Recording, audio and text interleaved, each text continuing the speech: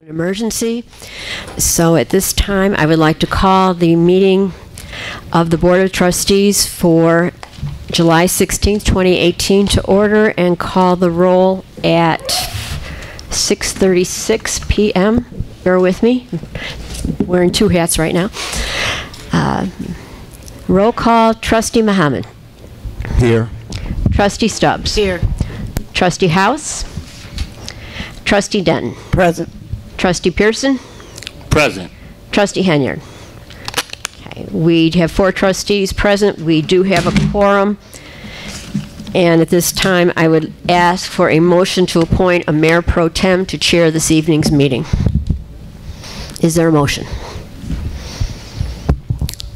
Or we can go home. I'd like to make a motion that Trustee Muhammad be mayor pro tem for this evening. Second. Motion by Trustee Stubbs, second by Trustee Pearson, to appoint mayor pro tem this evening, Trustee Muhammad. Roll call, Trustee Muhammad. Aye. Trustee Stubbs. Aye. Trustee House, not with us. Trustee Denton. Aye. Trustee Pearson. Aye. Trustee Henyard, not yet with us. Okay. Trustee Muhammad.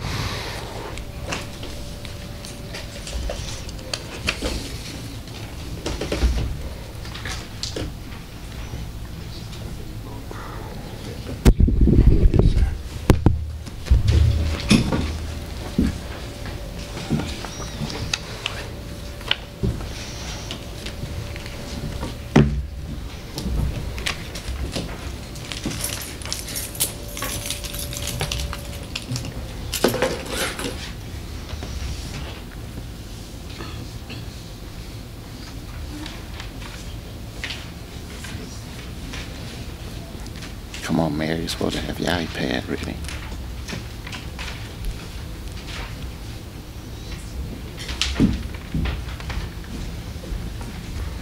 Okay, the meeting has been called to order, and per agenda, we'll go on Pledge of Allegiance and prayer. If everyone would please stand for the Pledge of Allegiance. I pledge allegiance to the flag of the United States of America and to the republic for which it stands, one nation, under God, indivisible, with liberty and justice for all. Okay, Elder Creighton, if you could, everyone please stand for prayer led by Elder Creighton, please. Every head bowed and every eyes closed. Eternal God, our Father, we thank you for just the opportunity to see another day. We thank you, O God, for this day, for surely it is a day that you have made, and we shall rejoice and be glad in it. We ask today, God, that you would bless the mayor in his absence, the clerk, all the trustees, department heads, and all that you've called to handle and look out for this wonderful village that we reside in. Now, God, as we go forward, we pray that everything would be done decent and order, and that you, somehow, some way, in all things, you would get all the praise, all the glory, and all the honor, and we'd be so careful to give your name all the praise. In Jesus' name we pray. Amen. Amen. Amen. Okay, thank you, Mr. Creighton. If someone can get that mic back to the chief, please. Okay, I believe next on the report is village clerk report. Good evening again, everyone. On the agenda this evening, trustees, I have approval of the minutes for 3 meetings, 3 regular board meetings, April 2nd, May 7th, and June 4th. And I would ask for a motion to approve each separately or together at your will. I make a motion to approve April 2nd, May 7th, and June 4th regular board meeting minutes. Second. Okay. Motion by Trustee Pearson, second by Trustee Muhammad. Is there any discussion? No discussion. If you could take the roll, please. Trustee Muhammad? Aye. Trustee Stubbs? Aye. Trustee House? Yeah. Trustee Denton? Aye. Trustee Pearson? Aye. Trustee Henyard, not yet. Okay. 4. Also, under communications, this was included in your board packets. We have 2 requests from our regular requesters. Dolton Elite Basketball for Tag Day and Dalton Bears youth football, also for a tag day and the date specified.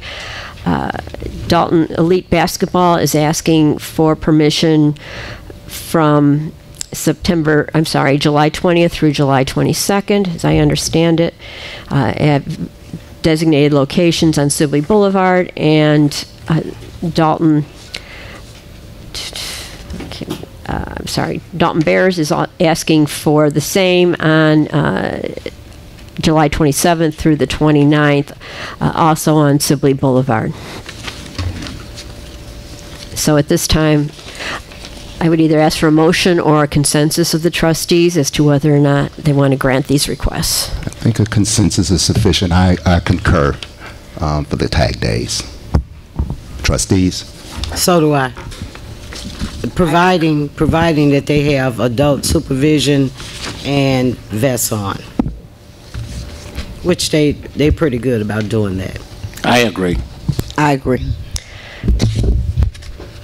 Both organizations are provided with the guidelines set by the police department, which does, of course, include, among other things, adult supervision. Okay, thank you. Next on the agenda, engineers report. Mr. Smith. Thank you this evening, Mayor Pro Tem, trustees, Madam Clerk, department heads, and residents from the Village of Dolton.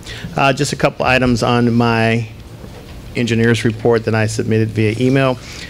We will be applying for 2 grants. One is with MWRD for green infrastructure. The other one is with Cook County and Army Corps 219 grants. Those grants are to, there's an effort that has been pushed by the Chief of Staff. She's been championing his campaign on trying to mitigate a lot of the flooding issues that we have been experiencing in the village over some time. So these are 2 grants that we are going to go after.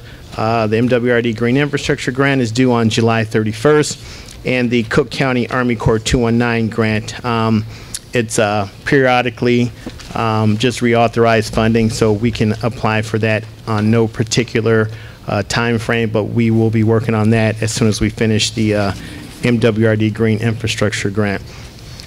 In addition, we will also be applying for a CDBG DR grant. That grant is for engineering design for these stormwater infrastructure projects that we'll be applying grant dollars for. These grant dollars are for construction only, so we're applying for another grant as well to pay for the engineering.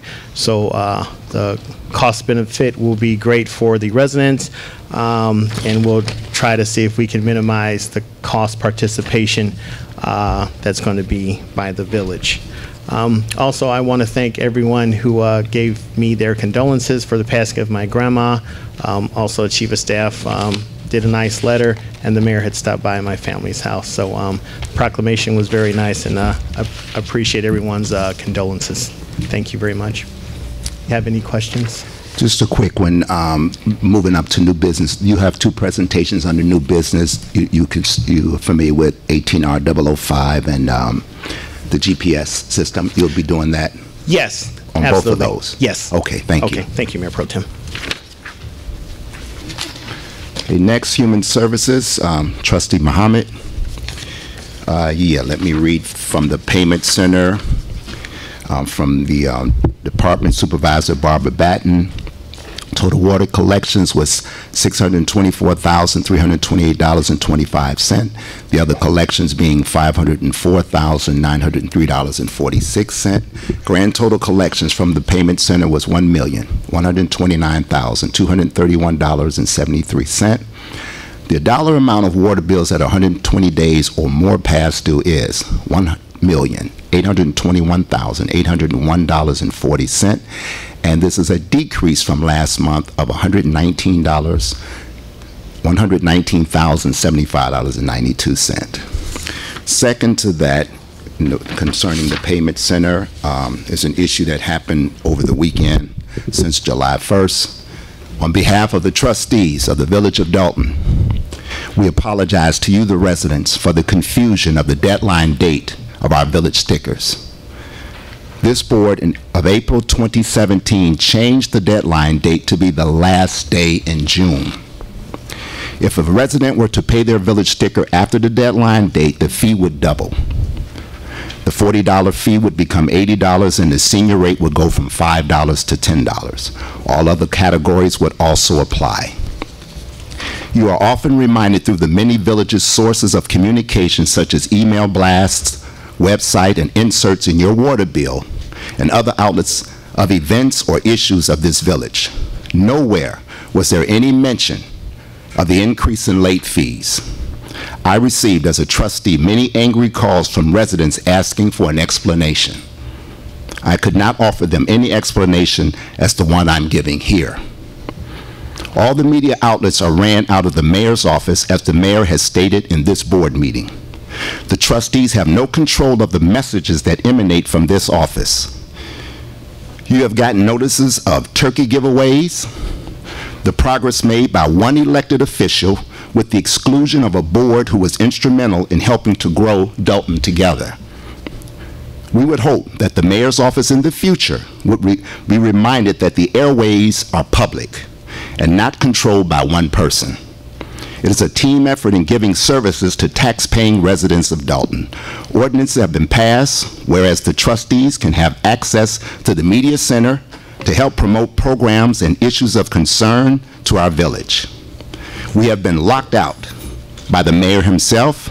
We are making it public again before litigation has to be pursued by this board.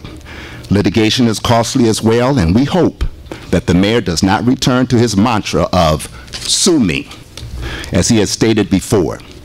Let's do the will of the people by keeping the residents informed on issues that affect them on a regular basis and remove the antagonistic politics that is intertwined in the day-to-day decisions made in this village. On behalf of the trustees who believe in duly passed ordinances and resolutions, we thank you. And I have another. If I may, before you do so, trustee, since we have two trustees absent, can you confirm the trustees that are signatories to that letter? Yeah, the trustees are present. Thank you. And I think the other one can done under another report. So that's it for my report, and I think we could recognize the next trustee for a committee report. I believe it's Trustee Hinyard, who is absent. Is that correct?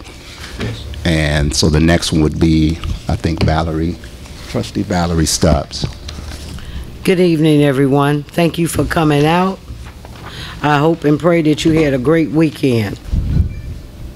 I would just like, Mayor Pro Temp, if I might add this to my report.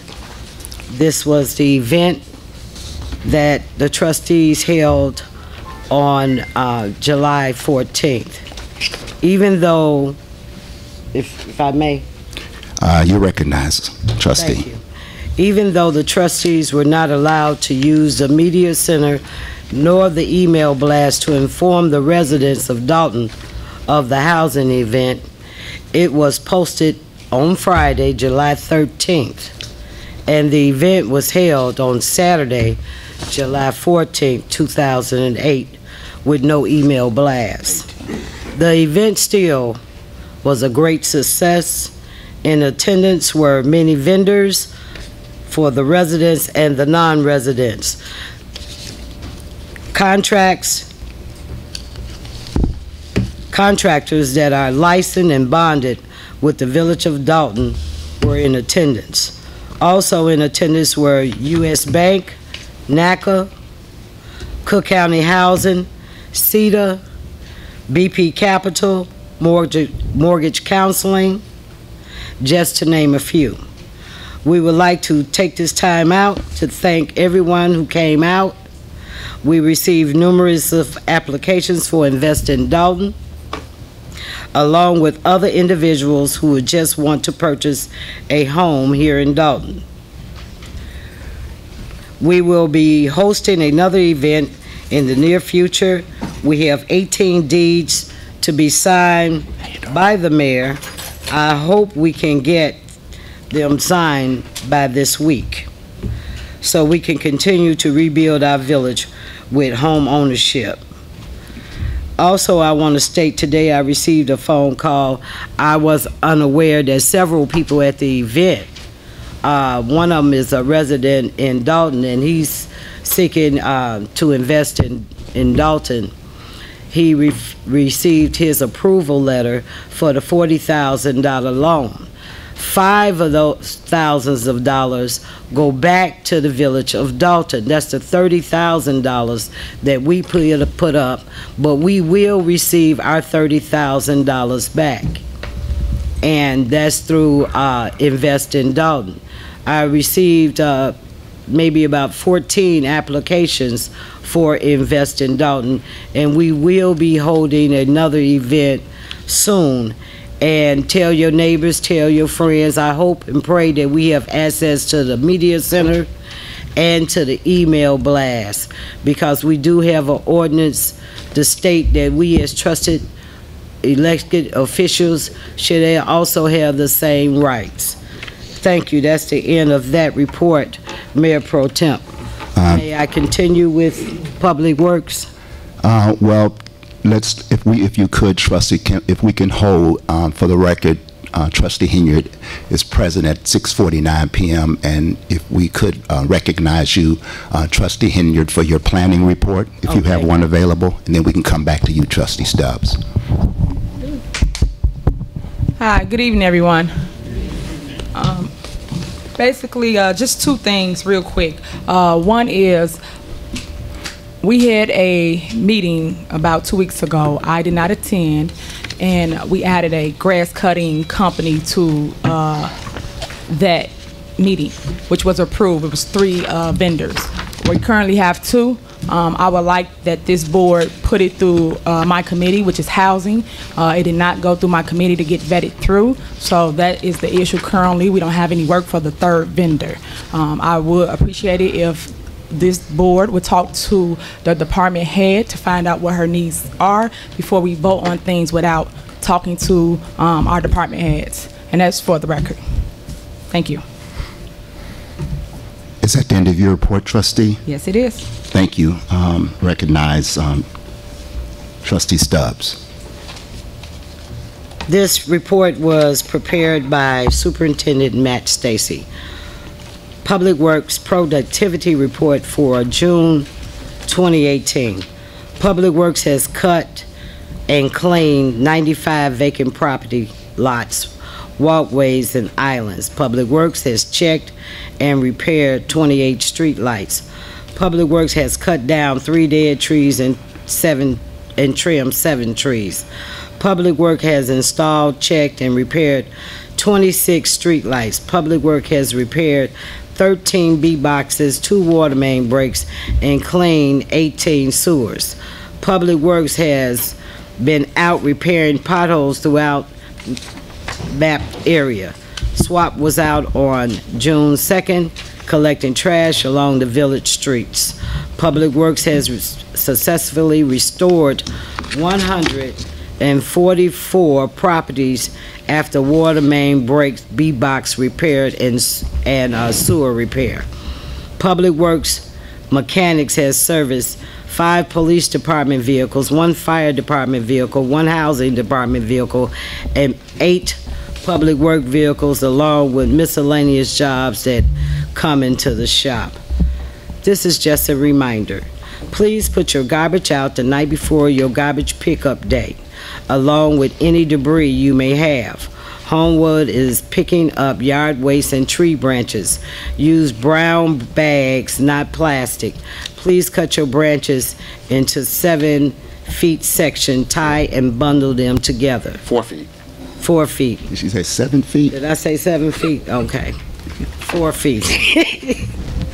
If you have any concerns, please call Public Works at 708-201-3280 or 3281. That number again is 708-201-3280, 3281. Thank you, Mayor Pro Temp. That's the end of my report. All right, thank you, Trustee. Going back to the Department of Operations and our past event, I want to add to Trustee Stubbs, also Trustee Pearson and Trustee Denton, who were also in attendance, and I'm sure you thanked all the vendors. A couple of, besides BP Capital, was Bank One, CHA, and NACA. And we, as the trustee said, acquired 14 applicants who are being pre-qualified for these homes that we will be raffling off in September of this year. But also I want to read into the record, and I believe our attorney is in possession of it, and hopefully our clerk, if not, it goes into record as of today, of these properties that we already have possession of. This letter is dated July 3rd to John Murphy from our legislative counsel regarding BP Capital redevelopment agreement violations by Mayor Riley Rogers. It has come to the attention of several trustees that the mayor has directed staff not to sign transfer declarations for BP Capital properties and is refusing to sign them himself. This is in direct violation of paragraph 13 of the redevelopment agreement, and that is the attached agreement that I will be giving over to the clerk if she's not in possession of it. The trustees are concerned about the cost to the village if litigation is initiated to enforce the agreement. I hope the mayor is not going to follow through on his frequent, again, quote, sue me statements, as that clearly is not in the best interest of the village. I request that you explain to the mayor the consequences to the village for breaching the agreement. Please advise, and that's from Attorney Kathleen Elliott to our village attorney, Mr. Murphy. Are you in possession of this, clerk, Madam Clerk? All right, I'll give that to you tonight.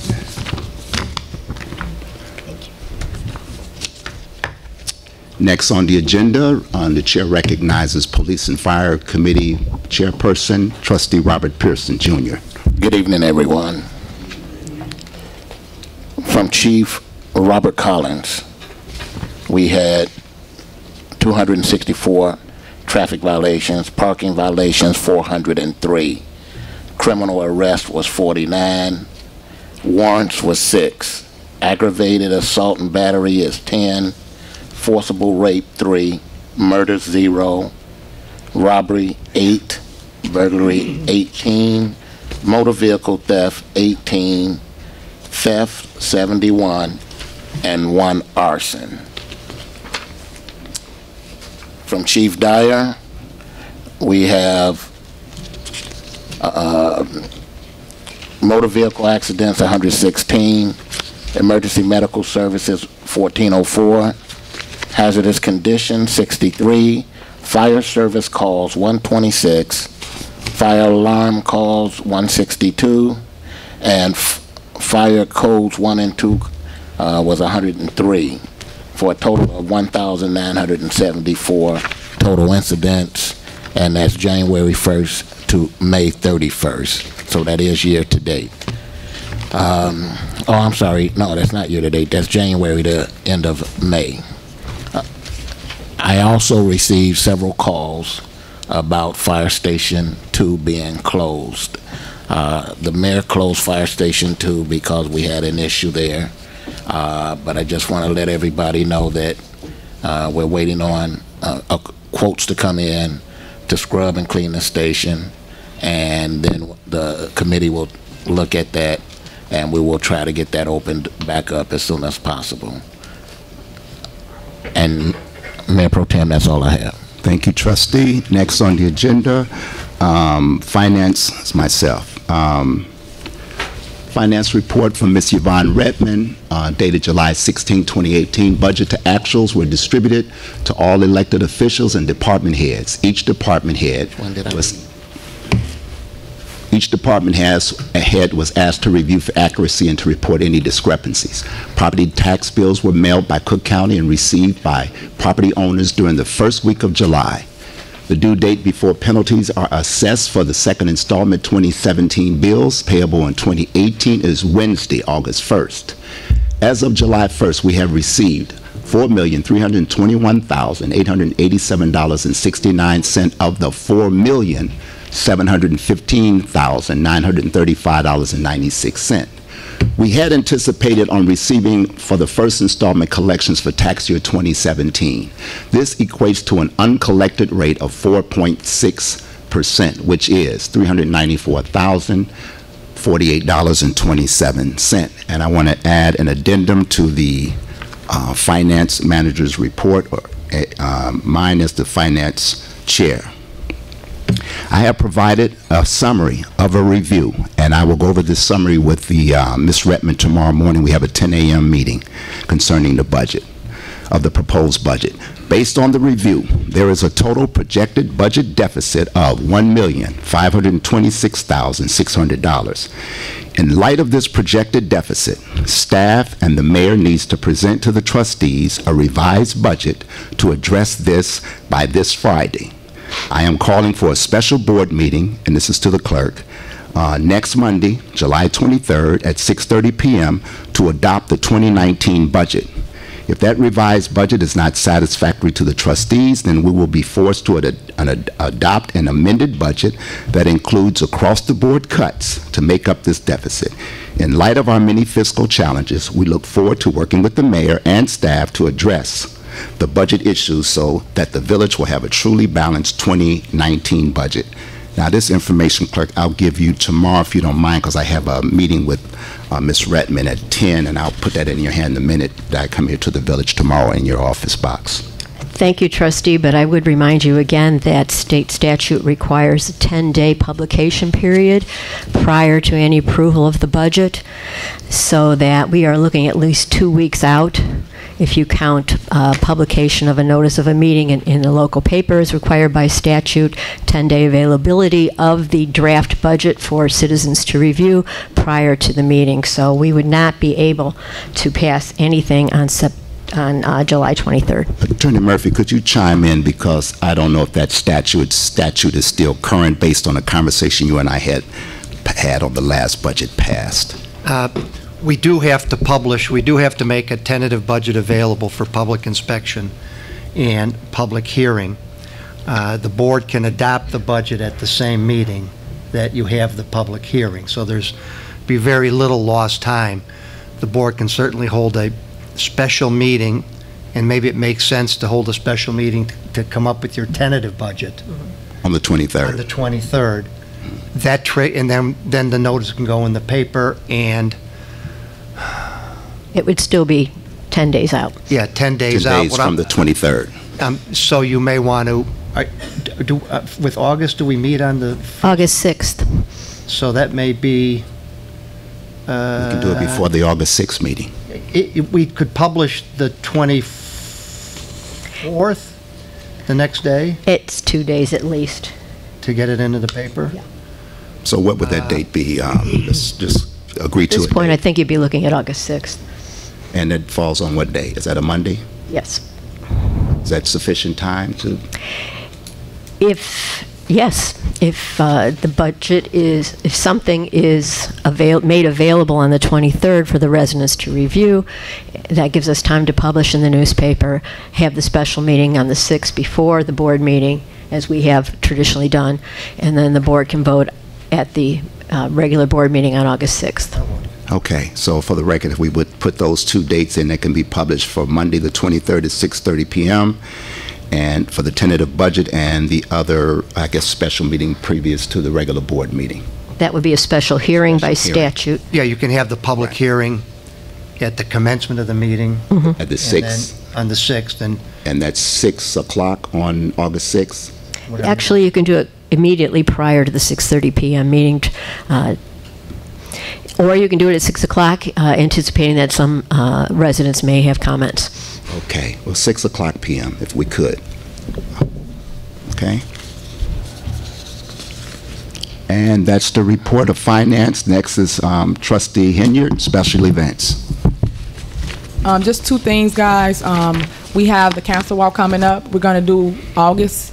If anybody want to chime in on a date in particular that you guys would like to do it on, please let me know. We're not going to do July because last year was super hot and everybody had to get in different vehicles. No one was really walking. A lot of people was driving. So I want to see more activity from the residents this year. So please chime in during citizens address. Thank you. Is that your report, Trustee? Yes, it is. Okay, corporate bills. Mayor Pro Tem, I have one more report I failed to read. The chair recognizes Trustee Pearson. Thank you, Mayor Pro Tem. I'm sorry I didn't read the June report from Chief Collins. The report I read only took us through May. Traffic violations, 216. Parking violations, 431. Criminal arrests, 57. Warrants were 7. Aggravated assault and battery, 7. Forcible rape, 1. Murders, 2. Robbery, 12. Burglary, 13. Motor vehicle theft, 15. Theft, 59. Arson, 2. And that was for the month of June. And that's all I have. Thank you, trustee. And I believe right now, pay the bills. I make a motion to pay the corporate payments of register number 2122 of $951,812.24 with a gross payroll of $345,787.97. With Melanie Fitness's register of 122 of $9,267.43 with a gross payroll of $2,616. Total corporate payments to be motioned is $1,309,483.64. Did you get a motion? I make a motion to pay the corporate. No, I'm sorry, a second, please. I made the motion. I second the motion.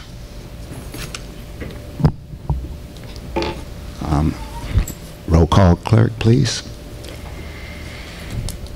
On the motion to approve the corporate payments, Trustee Muhammad. Aye. Trustee Stubbs. Aye. Trustee House. Trustee Denton. Aye. Trustee Pearson. Aye. Trustee Henry. Aye. Okay, motion passes. Next on the agenda is mayoral veto, ordinance number 18-007, establish a hearing procedure to contest water bills. The mayor, in his absence, we will pass this, but be duly noted that the override of this veto would be on August 6th. Next item. If I may, Mayor Pro Tem, question to the attorney. The special board meeting that is called for next week, is that by the trustees? Yes. Wait, wait a minute, I'm lost here. August 6th is the first August 6th Monday. is our next. Isn't that a regular meeting? That's a regular meeting, but I heard Trustee Muhammad say that there would be a special board meeting next Monday, the 23rd, to approve a tentative budget. Yeah, that's the board's calling that. So I need to know, I need to have 4 trustees confirm that they are calling that. Okay, which meeting, clerk? Special next week. The special for next week, I can encourage myself and any other trustees can chime in. Please, I need 4. I'm in agreement with that, Madam Clerk. I agree. I'm in agreement. Okay, thank you. Okay, next item. The veto goes on the 6th at And the the next regular. veto, also for August 6th at our regular board meeting. Next item is the South Suburban Land Bank. Trustee House is not here, so I move that we pass because that person presenting is not present. Moving on to new business, resolution number 18R-005. I think that's you, Mr. Smith. If you would take the podium and explain what accepting a grant from the Illinois Housing Development Authority's Abandoned Residential Property Municipal Relief Program is. Thank you very much, Mayor Pro Tem. Working along with the Chief of Staff, this is the round 3 of the Illinois Department of Housing Authority. This is a grant for $75,000 for the village to be reimbursed for expenditures as it relates to the maintenance of residential housing, whether it may be board up, grass cutting, etc. This resolution, it has to be passed. This is due diligence documentation that is required for the village to receive, to get approved for the grant dollars. So this is just a part, this is the final step that the village has before they will get the agreement sent to them and the approval to draw down the fundings. This is the same one we got last year, correct? That is correct. And in the due diligence, in order for us to get these monies, they must receive invoices from our accounting or finance. Is that how that works? Whatever as far as those expenses with grass. So the grass cutting and the board ups will be offset by this grant. That is correct. That we would receive, of course, 2019. That is correct. Okay. So we need a motion to pass. I make a motion to pass resolution. I'm sorry. Is there still discussion? I'm sorry, discussion on, Motion precedes discussion. yeah, I'd like to make a motion to pass resolution number 18R-005. Second. And discussion? Trustee Stubbs, you had some discussion? No, I was going to make a motion. Oh, okay. No more discussion? Take the roll, please. Trustee Muhammad? Aye. Trustee Stubbs? Aye. Trustee Denton? Aye. Trustee Pearson? Aye. Trustee Henyard? Aye. And while you're there, if you don't mind, we'll go out of order and we'll go to item C, which is also yourself, right? The GPS with the water systems. You can explain that because it's kind of technical. This is an approval for an intergovernmental agreement between MWRD, the Metropolitan Water Reclamation District, for the usage of GPS equipment. This is part of an Invest and Cook grant that South Suburban mayors and managers had received between the Village of Dolton and also the Village of Riverdale. The GPS equipment that MWRD is going to let South Suburban mayors and managers rent, that is to pick up basically data in the field. They'll be picking up where the locations of the light poles are at, the traffic signals, where the houses are at on the corridor, where the valve vaults are at. So they'll be picking up all this data in the field, and they'll be putting all this information on a digital map, which will be available for the village. Now, this is at no cost to the village, but this is a part of the freight study. And once this is completed, a report will be provided, and also this also helps as far as economic development as well. But we have been meeting with South Suburban mayors and managers. We met with them a couple of times just to go over this. And also, again, the Village of Riverdale is also doing the same. Okay, well, my reading of it over the weekend, it has something to do also with our waterways, with our infrastructure also. Well, sewer systems, like I said, gathering that data. Yeah, they'll be picking up the catch basins, the manholes, the valve vaults if they're accessible. So all the data that you can see outside, they'll be picking that up. Elevations of the railroad crossing. So they'll be picking all that data up and turning that into a digital map. So as far as water related, again, they'll probably can pick up the valves or either the valve vaults where we have the water mains at, fire hydrants, the valves. So they'll be picking up all that information, all that data in the field at no cost to the village. Okay, so you just need a consensus vote, is that right, clerk? Okay, so It's the a resolution will be coming up. It's in the packet. Okay, I make a motion to pass the resolution as stated henceforth for the GPS system. Can I get a second? Second. Second, I'm sorry. I stand corrected. Trustees, the resolution was on your desk this evening. Okay. The agreement was included in your packet. Okay, The resolution is simply to approve the agreement as presented to you. yes. Can we get a And that call was on the that. motion by Trustee Muhammad second by Pearson? Pearson. Trustee Muhammad? Aye. Trustee Stubbs? Aye. Trustee Denton? Aye. Trustee Pearson? Aye. Trustee Henyard? Aye. Okay, thank you, Mr. Smith. We'll go back to item B, and I believe that's Attorney Murphy, ordinance number 18-009, sexual harassment policy. For many years, of course, our village has prohibited sexual harassment in employment. Last year, people may remember there was a lot of activity in Springfield regarding sexual harassment problems at the statewide level. As a result, the legislature passed a law that, among other things, requires local governments to have a formal written sexual harassment policy. There's nothing new in the policy. The policy incorporates what we've prohibited before, but it's necessary to adopt to conform to the state law requirement. Okay. So that's just a matter of us passing this ordinance. That's correct. And becoming part of our policy for the Village of Dolton. That's correct. Okay. I make a motion that we accept ordinance number 18-009. Second. Is there any discussion? No discussion. Take the roll call, Madam Clerk. Trustee Muhammad? Aye. Trustee Stubbs? Aye. Trustee Denton? Aye. Trustee Pearson? Aye. Trustee Henyard? Aye. Okay, next item on the agenda brought by Trustee Stubbs. Plumbing issue located at 514 East 144th Place here in Dolton. The chair recognizes Trustee Stubbs. Yes. I gave everybody a handout on their desk. And I have, this is about Mr. London Nunn, and he's in the audience.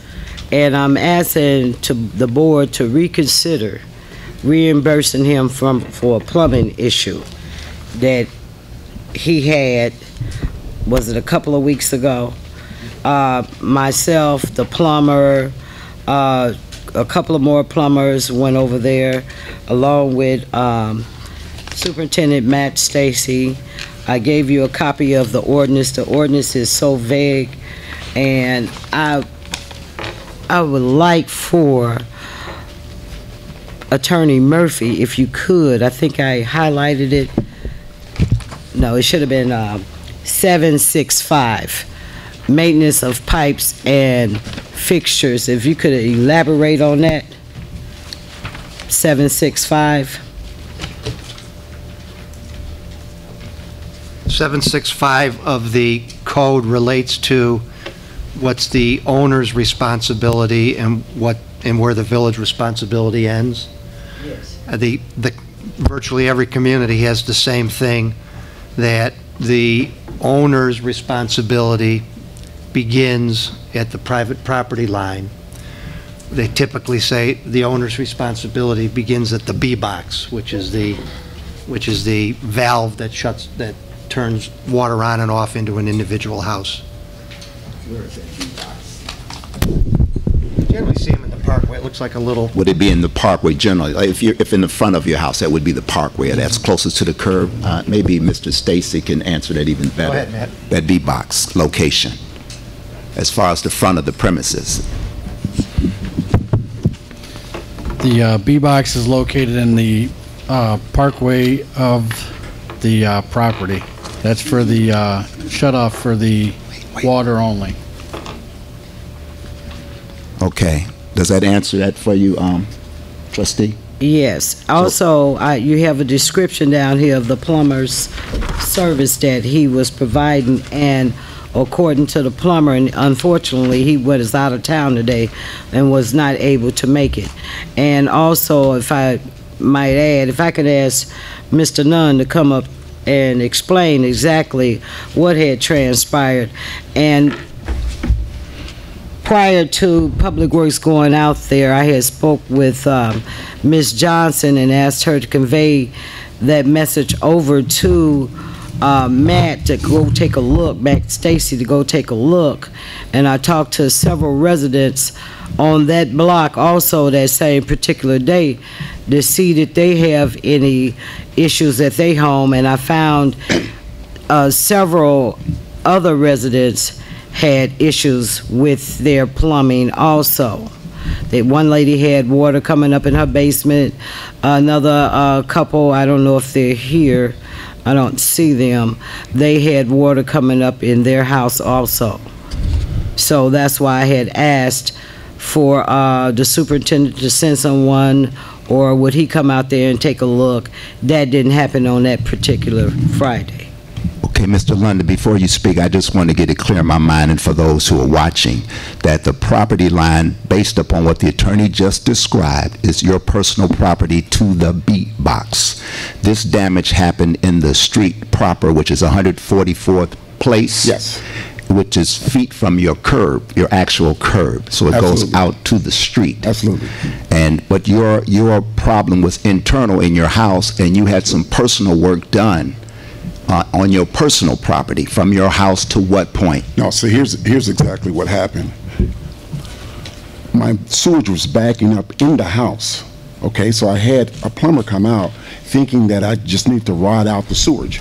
That happens, right? So when he came out and rotted out the sewage, that didn't solve the problem. So obviously they went in there with a camera and a locator to locate where the problem was. Okay, and the problem was out about maybe 3 feet away from the curb. So when they say to the B box, you guys need to understand, they're talking about all the way to the middle of the street that you're responsible for. Not to the sidewalk, all the way to the middle of the street. I got two estimates right off the top. Excuse me, Mr. Leonard. Mr. Who told you that you were responsible that out to the middle of the street? I call a water department, and they transferred me over to I think it's Matt, superintendent, and I spoke to a young lady there, and I guess he referred that information back to her, and of course I was a little angry because I don't have this type of money to pay out. And then I finally spoke to him, and he told me that I was responsible all to the curb. And Yes, before that happened, we had called about 2 weeks before because there was a sinkhole out by the street that no one ever came to check out. And then we called prior to that about water pressure dropping. And so come to find out, when he got out there to do his digging, it actually was a water line leak that washed away the foundation where the clay pipe would sit. So if there's no foundation there, that pipe is going to crack. And that's exactly what happened. And the cheapest quote I got on that was $5,500, and I ended up paying $6,500 out of my pocket. And when the plumber went in there and looked, we called the superintendent over so he could see that this was a problem that was caused by the city. And that's what I was told. So that's where I'm at right now. My taxes is due. That's $5,500 that could have went to my taxes. I don't know anyone out here that got $6,500 for a hole in the street.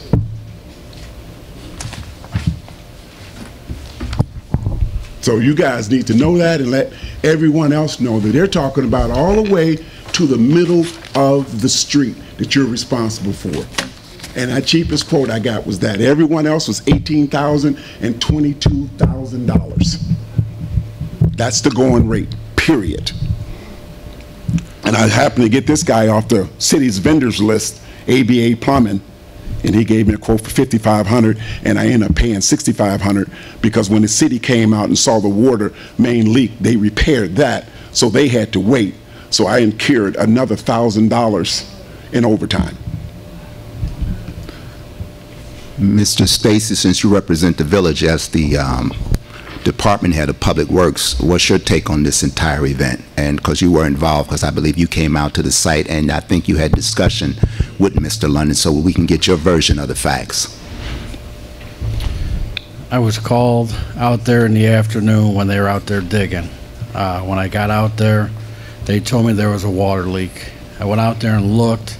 I didn't see any location marks out there. So therefore, our water line was not located out in front of the house before the plumber started digging. When I was out there, Trustee Stubbs that came out there, she asked me, what was going on. I explained to her that the resident had a sewer cave-in on his line coming out to the city main.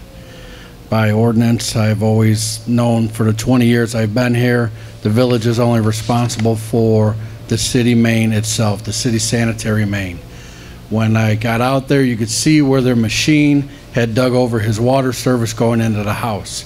It had a little leak coming out of there, so therefore I called my guys out so they wouldn't mess with the water line going into the resident's house.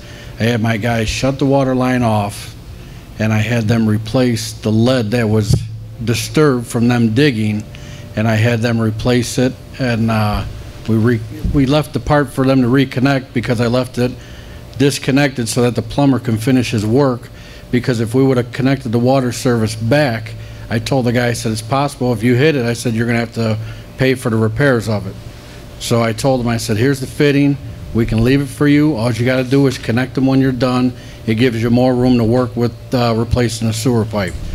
The employee for the plumbing company said that was fine with me. I left them the fitting, and then we left because we were done replacing the copper on the city main. Okay. Number one, the plumber did not hit it. Number two, it was marked. He had them come out there and mark the gas, the electric, everything was marked out there. If he would have hit that, it's a hole. So it don't just hit it and crack it. You're gonna pull that up. So and you were standing right there and he was explaining it to you and you did not disagree with him at all.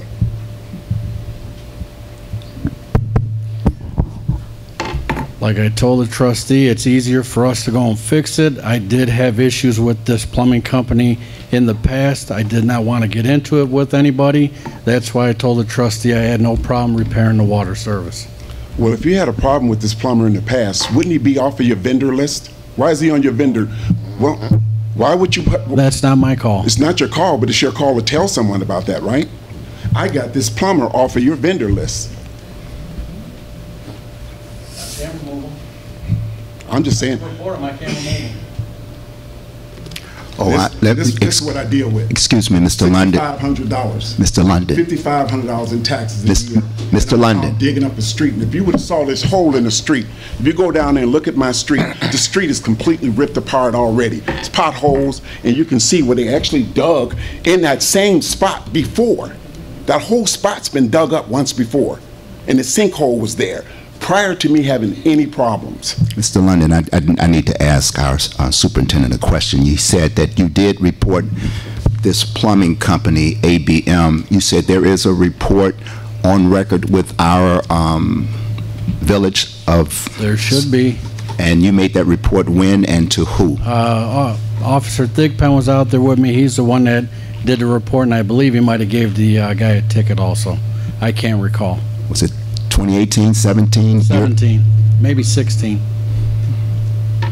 I could take you to the house where he was at, and they can find out when he was out here and rehabbed it. Okay, but the home in question right now is Mr. London's at 514 East 144th Place. So, trustee, what are you asking of the board? I would like to also make this statement, and I really didn't want to get nobody else involved. Also, I came back to the office that same day that Mr. Stacy was out there, and I asked one of our inspectors to go out there and look at this hole, the leak, and everything else. The inspector also from the village of Dolton informed me that that belonged to us.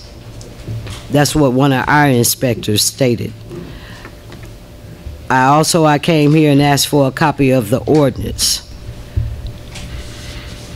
Also, while I was out there, I asked Superintendent Stacy, would he blacktop it, do what he need to do, just like it looked real nicely over there on 142nd and Cottage, where they fixed over there within a matter of 2 weeks or less, and you still have wood. Am I correct, Mr. Yes. None, that they still have a piece of wood over the hole? Absolutely. That if anybody ride through there, they might tear up their tires or whatever the case may be. Also, I have to say it. Also, I asked another village employee, would she inform Superintendent Stacy that this needs to be taken care of, because not only is it a hazard, but we don't want another lawsuit with the village, and to today's date, that still have not been done. But yet and still, I go over to 142nd Street, I see when Public Works started that particular project, I also saw them when they completed it. And that was within a matter of 2 weeks. And this been like this for I don't know how many weeks. I know the Friday that I initially myself came in here and reported it and asked that they contact Public Works. And that wasn't done. And not only that, the other residents on the block was getting sewage and water in their house. That's not fair. And when I came back that same Friday that I talked with Superintendent Stacy, when I went out there, also I asked a trustee to accompany me out there.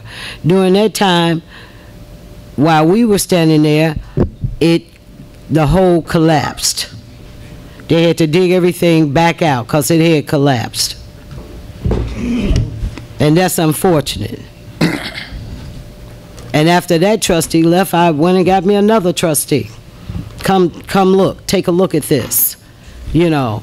So I'm asking this board to reimburse Mr. Nunn for the money that he incurred in repairing this.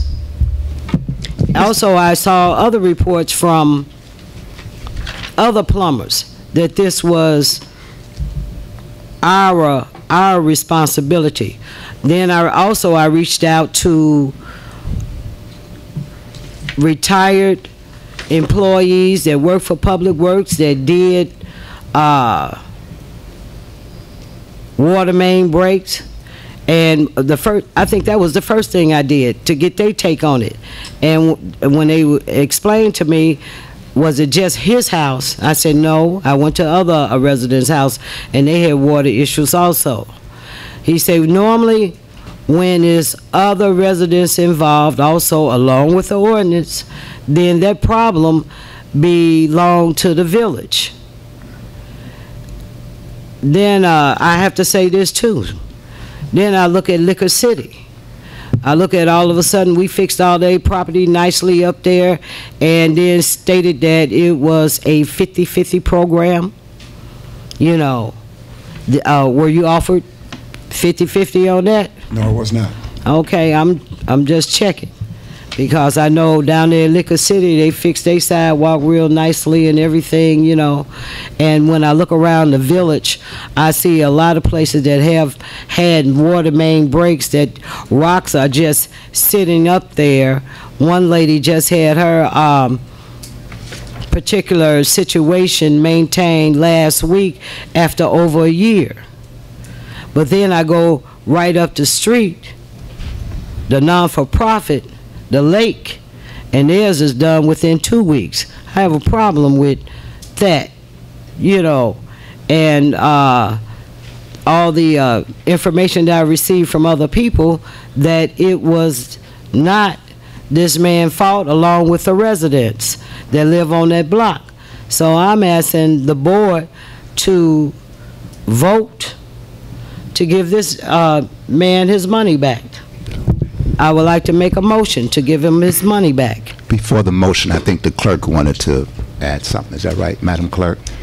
No, trustee, I was just going to ask Trustee Stubbs if she was making that motion. Okay, I second the motion. Any discussion? Yes, I don't understand. May I speak, Member Pro Tem? Yes, you're recognized. I am just appalled that we would ask a resident to pay for something in the middle of the street.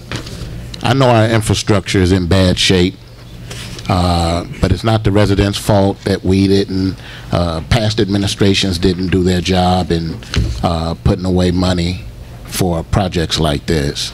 But we cannot, I mean, it's a no-brainer to me. If it says it's the residents responsible up to the B-box, why would we have them pay for anything further? So yes, I am in agreement that he never should have had to pay for this. Is that it, Trustee Pearson? That's it. I'm sorry. Question for you, sir. Do we, Mr. Stacy, this is to you. Is the 50-50 program in effect, whereas when the resident gets work done, for example, a sidewalk, I believe that's how it works. If they want sidewalk repaired, they pay 50% of the cost and the village pays 50% of the cost. To your knowledge, is that program still in effect as we speak? Last year was, but there's no budget right now that I know of that they budgeted anything for that in this new budget. But in from your understanding, in the 2017-18 budget, to your understanding, the 50-50 program was in effect? Yes. So you say yes because you know of a job or jobs that was done? Yes, I knew there was a couple jobs that were done with the 50-50 program. One of them, Trustee Stubbs mentioned, was Liquor City, located next to the bank. Is that the one you're talking about? Yes, on Chicago Road. Is that one of them? Yes, that is correct. That is one of them. And what is the other? There were a couple of houses. We have the addresses at the office. I'd have to look them up Okay. and see what they were. Okay, but for your understanding, that program is not initiated for the 2018-19 budget, and you got that information based upon your reading of the budget or from Ms. Redmond? From the reading, and I wasn't sure. She said she was going to get back to me on it to make sure there was enough, or to figure out an amount that we could put in there. Okay. I would just like to ask a question, Mayor Pro Tem. If Chair that was, recognizes Stubbs. if that was in the budget last year, can I please, Madam Clerk, get a copy of that? I would like to see it. Absolutely, trustee. All budgets passed by this board are public record. It is a line item, and I have a meeting with Ms. Redmond tomorrow. I'll also ask for that particular one, and I'll also ask for the 2018 and 19 budget, which has not been passed, so that if something is made of a budget that has not been approved, I need to know about that also. Is any other trustee have any comments before we take the vote of the reimbursement of the $6,540 for the cost that this Dolton resident, London Nunn, had to pay out of pocket? And if this is approved, Mr. Nunn, of course, you have to show proof of payment to the board. Oh, I'm sorry, I'm looking at this man about to award him the money. I'm sorry, Mr. Nunn. Yes, just whatever proof that you may have, if it's approved tonight. I just have a question. Shouldn't we wait until we see the 50/50 program information before we agree? No, this is not, this doesn't, yeah, I understand, Trustee Denton. This really doesn't cover the 50/50. My understanding of it, the way it's read, and I believe it was Trustee Hunt brought this up a few years ago, it dealt with sidewalks. But this particular example that Trustee Stubbs gave is of a liquor establishment that included a driveway, sidewalks. Is that correct, Superintendent Stacy? So it had to do with much more than that. So that was something that was done for a liquor establishment. This is a resident, which he should not be liable for any of it, from my understanding, because it's from the beat box to his personal property, according to the attorney, if that answers your question. Any other discussion before we take the vote? Yes, Mayor. Chair recognizes Trustee Pearson. Thank you, sir. We did have a resident stand up and say that she spent $14,000 putting in all new sidewalks and driveways, and she asked at that meeting if we had a 50/50 program, and she was told no by the mayor, I do believe, and she said she would like to get some of her money back. And at that meeting, it was mentioned that there is no 50/50 program. So now I'm really confused. I would like to see that ordinance, because if that's true, then she should have gotten some of her money back. So we're saying things that we have it, we don't have it. I'd like to see the ordinance. If I may respond? Yes, Madam Clerk. There is an ordinance on the books for 50/50 share of improvements for sidewalks. I can't speak to whether it's been funded in recent years. Okay. I got a question. Chair recognizes Trustee Hinyard. Okay, the ordinance that we're speaking of, not the 50/50. Is there an ordinance in place now that states we will help people with their situation? I guess that would be either Mary Kay or Attorney Murphy. That's more specific. The ordinance, it basically draws a borderline. So if you got a problem on your side of it, like the gentleman was alluding to, if he's got sewer backup that's because of a bunch of gunk in his sewer on his side of it, and the plumber's got to rot it out, that's 100% the owner. On the other hand, if it's a problem in the street, on the public side, that's 100% the village. Okay. And that's what's on the table right now, Trustee Hinyard, is that the damage is done in the street, and this resident has paid $5,000. No, I make that $6,540, and that includes, I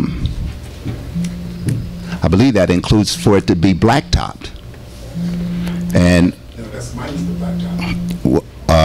Well, according to this invoice I'm looking at, that would include it, 6,500. The 500 is for... You'll see the blacktop is off of that invoice. Right. He said he wasn't going to, he said he was going to do the blacktop on it. Who said they would do the blacktop? Well, trustees. Superintendent Stacy told me that he would do the blacktop. You got it. Okay, I wasn't done with my question. Oh, I'm sorry. Trustee Henyard, I have pictures if you'd like to see it. Well, my issue is, why didn't this get vetted through committee? Everybody know I'm all about committees, and you should go discuss it before you bring it to this board as a whole. You're asking us to approve $6,500. It's nothing against you, Mr. Nunn. It's just that it should go through the proper channels, and it has not. So right now, they're asking me to approve your $6,500, and this is my first time hearing about your situation, which is other residents that have the same similar situations. It should get vetted through their committee, which I think Trustee Stubbs over plumbing or water department. That's where it should have went first. And then you guys discuss it, find out what the issues are, how much we need to pay or don't pay. You want us to pay a total of $6,500. I cannot approve that myself. I'm only saying that because if I do it for you, what's any different from the next resident coming saying, okay, well, I had the same issue, I need you to pay $25,000, or I need you to pay $15,000. It should get vetted through our committees first and then come here for board approval. I don't think we should just approve it right up front. I think it should get kicked back to committee, so I'm asking that we push it to committee, talk it through like anything else, and then bring it here and approve it. That's my suggestion. Okay, hold on, Mr. Nunn, hold on, please, because we'll let you go back to the mic where you have the floor. Just for edification, this was an emergency. This Okay. let me finish, Okay, trustee. This was brought to our attention the day that it happened, and this resident had to come, borrow funds, get funds, rob an old lady in front of Jules somewhere. He had to get this money. And he came to the board members with his emergency. This is an unusual case. Most residents who have an issue is from the curb to the personal property. This is an incident that has happened in the streets. We have no record, and the trustee researched it, no record of any resident paying for damage that's done in the street, which is 144th place, about what, 400 or 500 east on 144th place, but we could not find in the record of any resident paying out of pocket of damage that's done in the street, because that has generally been done by the Public Works Department. That's why this was speedily put through as opposed to going to a committee, Trustee Henyard. Okay, number one, like anything else we do as a board, we hold special board meetings. So if it's an emergency, they would have called for a special board meeting and we would took care of it. I'm all about protocol. That's the issue with our board. We do things by the fly just because they don't go through the proper channels. We still should have went through committee. We went through committee, talked it through, made sure we did our checks and balance, cross our T's, dot our I's. I would have no problem approving this. The problem I have, once again, I just got it. They might have had it. I just got it, and they want me to approve $6,500. That's a lot. Second, we are going to have a budget hearing, right? They're talking about cuts and all kinds of other things. So we're going to go through all that, but we're going to pay out $6,500. I'm not saying you're not hurting. I don't even mind paying half. I don't know about paying the whole total amount, but again, it should got vetted through committee. That way I would know what the issue is. I agree that our department head should have told us about it. I didn't even know about it. I didn't even know that the department head didn't come and speak or say anything. But again, issues with the board. It's the board problems. But for the record, Mary Kay, everything I'm saying, it should get vetted through. I totally agree with Trustee Denton. She spoke up and said that we should wait until the 50-50. I still agree with that. Wait till the 50-50 come back up and everybody get their answers. There's no answers tonight. Right now, just hearsay. Everybody just throwing out stuff. And they just push, vote. No. I think it should get tabled. You can wait 2 weeks or whatever until the next board meeting, which is on the 6th, and then pass this approval once we talked about it through committee. That's my vote, my take on it. Thank you, Trustee. Can I be recognized? Thank you, Trustee Henyard. Thank you, Trustee Henyard. Chair recognizes Trustee Muhammad, then Stubbs, and then Pearson. Just two things to retort to Trustee Henyard's about hearsay and rush, and throwing things out there. I think that was your terminology. None of this is by hearsay. There was some due diligence done on this, the cost of this. We vetted the plumbing company that did the work for Mr. Nunn. We actually talked to the plumbing company.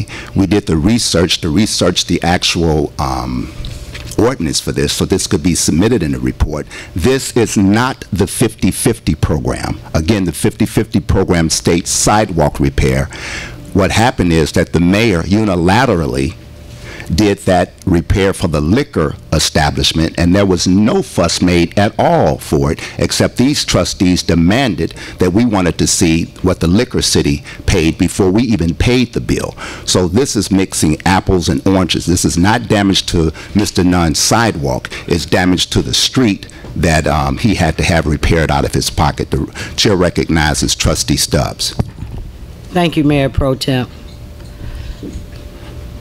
This shouldn't have never happened. We shouldn't have never been sitting up here discussing this, because I gave this information to Ms. Johnson to turn in to Mr. Stacy, and to my knowledge, she did. Am I correct, Ms. Johnson? Yes. Not only that, the other neighbors was also complaining about sewage coming up in their house and water coming up. So this was an emergency situation that we shouldn't even gotten this far, because Public Works, just like they did down the street, just like they do all around town, they should have went on that block and fixed that. Not only did I talk to the plumber that was out there and see the other estimates of the other plumbers, I came here to the village and I got one of our inspectors. I went over there with him just to get clarity on whose job is it. And just like Attorney Murphy said, this was located in the street. This man shouldn't even be here, because this should have never happened to him. This is our fault. Public Works should have went over there just like they did up the street.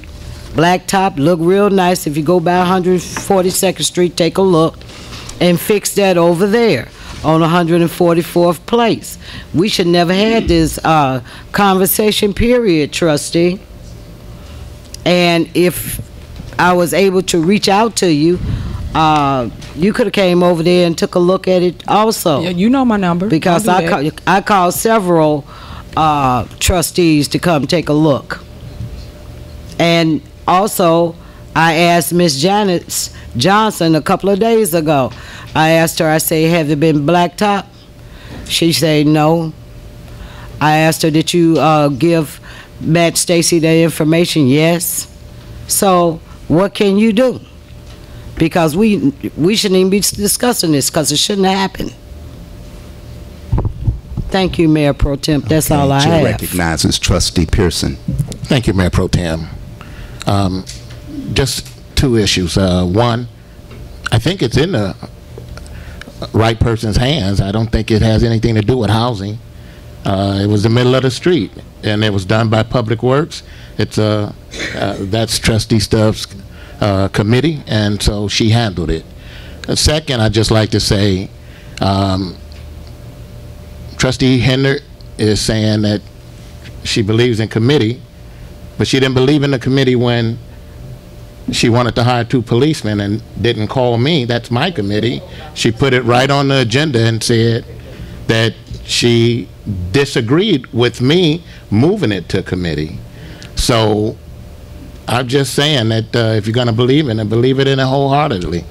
And what's good for the goose is good for the gander. That's what ended up happening. We had to handle this issue because the resident is paying for something in the street, and we want to give him half his money back. I mean, that don't make any sense whatsoever. We, as Trustee Stubbs say, we should not be here discussing this. That resident never should have had to spend his money to fix our crumbling system. And that's all I have to say. Okay, thank you, Trustee. I got a comment. Chair recognizes Trustee Hendrick. Okay, thank you. Everybody know me. I've been on this board 4 years. This is my 2nd term. I'm on my 5th year. I've always been for the people, about the people, spoke for the people always, and I will continue to do that.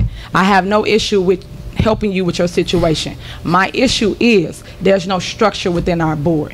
What's the point of making laws and having ordinance if we're not going to abide by them? We have committees for a reason. We don't utilize the committees like we should. When this board, which is them 4, when they want something done, they just put it on the agenda and pass it. That's what I have an issue with. I really do. This should have went through her committee. I don't know why he said housing, because I wasn't speaking of myself, my committee. It's a lot of things that they passed that should have went through my committee that they did not, and he know that, Trustee Pearson. So that is another issue that I have. They don't vet nothing through. They just pass it and pay people. I have a problem with that. You guys elected me to protect your money. That's what Tiffany does. Trustee Henry, I protect the people's dollar. So you're gonna always hear my mouth. That don't mean that I'm against you or don't want to help you with your situation. I can use that as an example. Maybe we pay half, maybe we pay this. I really don't know. But that's the reason why I said put it through committee to vet it through. Right now they just want to vote to pay $6,500. I still have a problem with that. I still think it should go through committee. That don't mean I won't agree to pay your $6,500. It's just that it needs to be vetted through so we understand why we're paying $6,500, even though you just said a little bit here, but it still should went through committee, then here, then we just prove it. It wouldn't be any discussion. Only time it's discussion is when we didn't talk about it. When we talked about it, it would go like anybody else's board meeting. We would put it on the agenda, they'll get a motion and a second, and then it just be done. We won't be here 4 or 5 hours. That's the problem. We here long because nobody talks to no one. Like Trustee Stubbs said, she would have called me. She know my number. Everybody number up here. If anybody want to talk to anybody, pick up the phone and dial the number, period. I'm tired of all the little politics stuff. Let's do something and do something with the community. We don't do that. It's all about what they want to put on the agenda, pass it, and it's done. So again, I'm not against your thing. I'm probably going to abstain anyway. I'm not going to say no because I'm not against it, but I'm not going to say yes neither because I'm not for it. Because again, it didn't go through protocol. For instance, if it's a stop sign, right? And you don't stop at the stop sign, but you're going to get a ticket. It's a point. It's a process for rules and laws. Other than that, you just run through the stop sign. Same difference. We have committees. We have ordinances. If we're not going to abide by it as the board, but we expect the people to abide by it, what's the difference? That don't make sense. What's the point of the law? We need laws for a reason. I just want them to abide by the committees. That's all.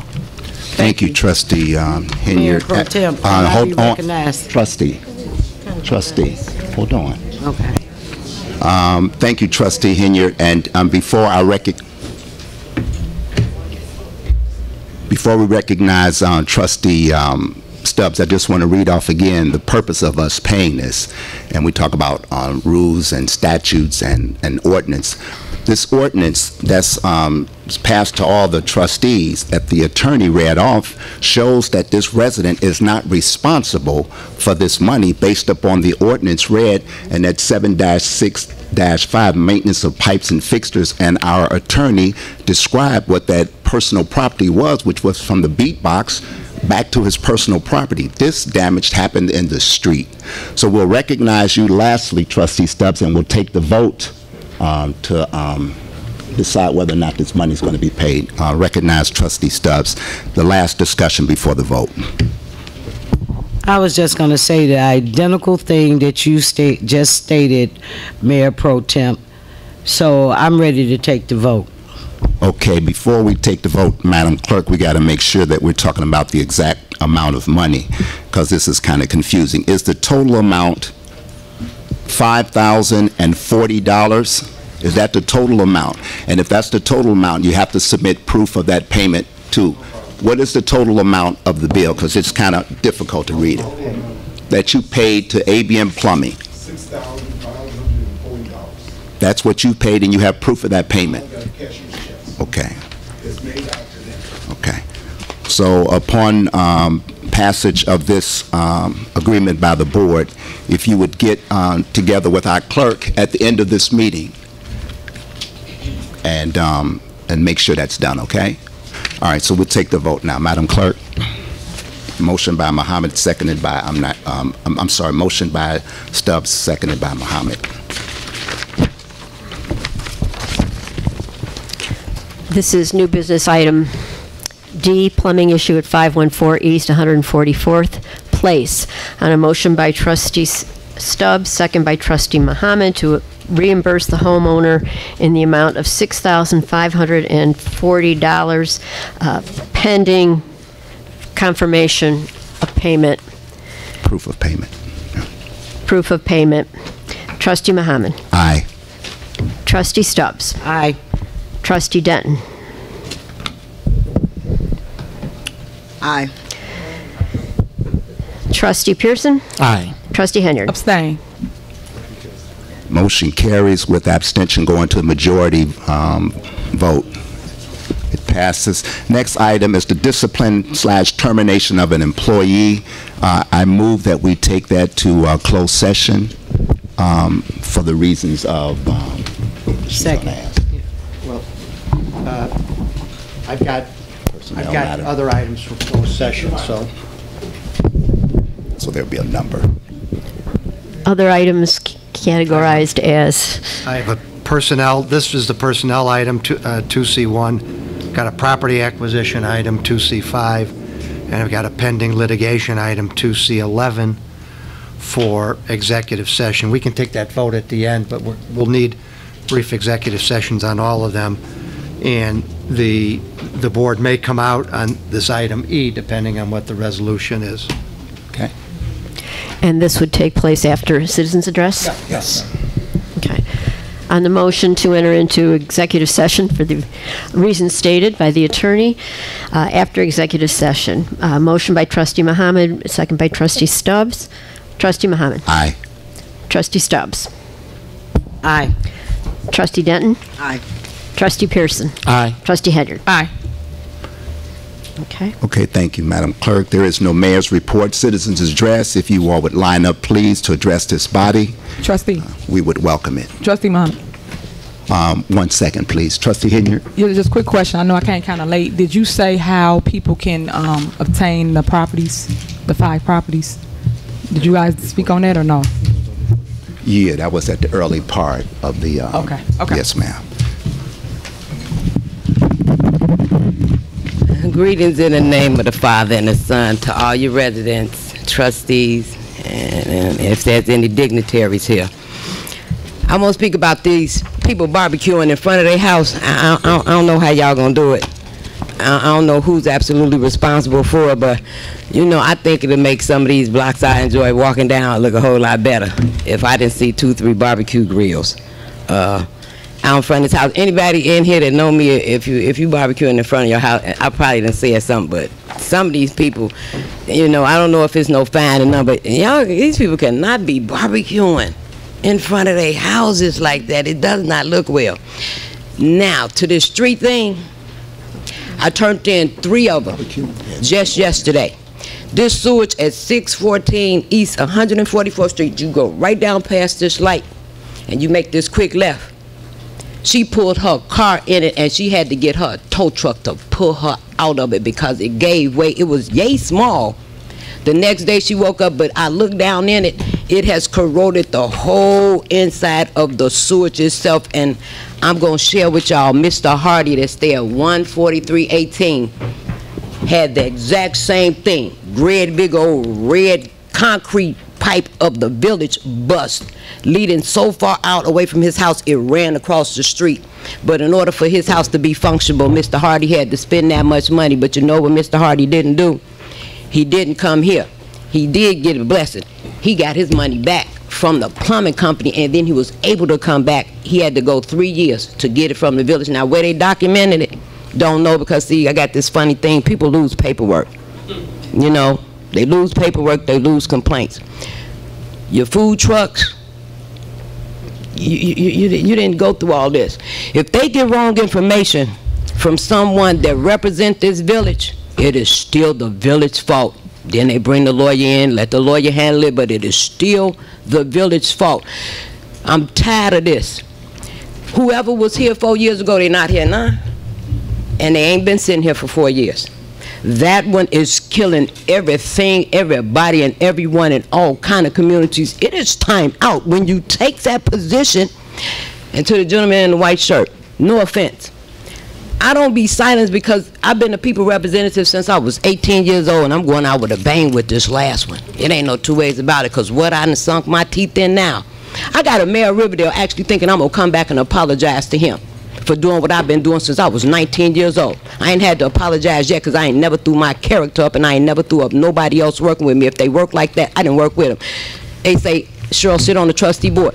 No offense, not going to do it because it ties my hand. No school board, no park board, none of that, because it ties my hand.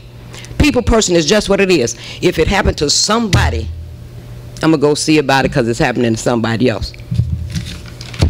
This no national night out, no 4th of July, no waterworks, no. What are we residents here for? High prices, property taxes. Putting up with all this nonsense. People stay too long. I'm asking you people, we got to stop it. I don't know how y'all going to pass it around to the people. First of all, we're going to start with these. These are now our body cams. There ain't no two ways about it. These are now our civil right body cams. Plain and simple. You cannot come to these people anymore with just mere words. You have to come with video. You have to do like this gentleman said. He's tapped into his pocket and now he's broke. It is time out. We can't keep saying something about it and then not doing nothing about it. Small groups, they can turn over some beautiful grass. So at this point, I'm just telling you, I got to grow some more grass out here in Dolton, Cobb. Okay, before the next person comes up, I'd like the media director to come to the mic and explain, so when this is edited, there was no live stream tonight. So if you would please explain to the public, so when this is edited and put on, the technical difficulty, because we've been getting calls why there is no live stream. The live stream is down because the signal is down. If you see me, if you look at the video, I got 2 live streams that I started and stopped. Let the people know. And it know. won't be edited. It'll be everything that's been said tonight. So don't even drop that out there like that. I had a bad signal. I actually went to that signal. I actually called Derek. I'm letting you know, and I'm letting the people know. I called Derek and the IT manager. I said, can you reset the signal? If you see me back on the phone, asked him, could you reset the signal? He reset the signal. It's still down. The whole meeting will be up tomorrow. Thank you. As I stated, when this is put into the version of the people at home will see the explanation, so they'll know, because trustees have been getting calls why this is not being live streamed. So that was the reason for the explanation. Yes, ma'am. Good evening, entire board, village. I have a little issue. I received my taxes from my places in the city, so I didn't get my taxes from my home. I called the assessor's office and I gave them my personal identification number. That's the PIN number. She said that PIN number belongs to Renewed Homes in Dolton. I said, say that again. Renewed Homes in Dolton. And I said, I've been in my place since 1984. So paying the same taxes. I said, I didn't receive any taxes. So she told me to go online, put my PIN number, and she will send me my taxes. So I'm just wondering if anybody else pay attention to your PIN number and call the assessor's office and find out. Now, this Renewed Home in Dolton, I don't know about that company. Maybe somebody here knows about it. I don't know. So it's something to think about, since all these Invest in Dolton, all this stuff is going around, so I don't know. But my PIN number was given to Renewed Homes in Dolton. I just want the resident to know about that, pay attention, because don't just assume if you don't get a tax letter, oh, it's okay, it's going to be all right. You know, we have to be proactive and do things for ourselves and not wait for others to do it for us. That's enough of that. And the issue you all was talking about, the suet problem, I don't know enough about it to talk about it, but my sister has gone through the same problem, and they're telling her she had Roto-Rooter, I think, Matt, you know about it, to come over, and she said told him was in the streets, and it was how much good gobs of money. She doesn't, and she's an older senior. I'm a senior, but she's an older senior, and she doesn't have that money, so maybe somebody should see about her too, you know, because I figure you can do it for one, do it for all. She says in the street, and I don't see why she have to, you know, take care of the street problem. So that's it. But by the taxes, check on your property identification number and call the assessor's office. They'll tell you if it's not right. Thank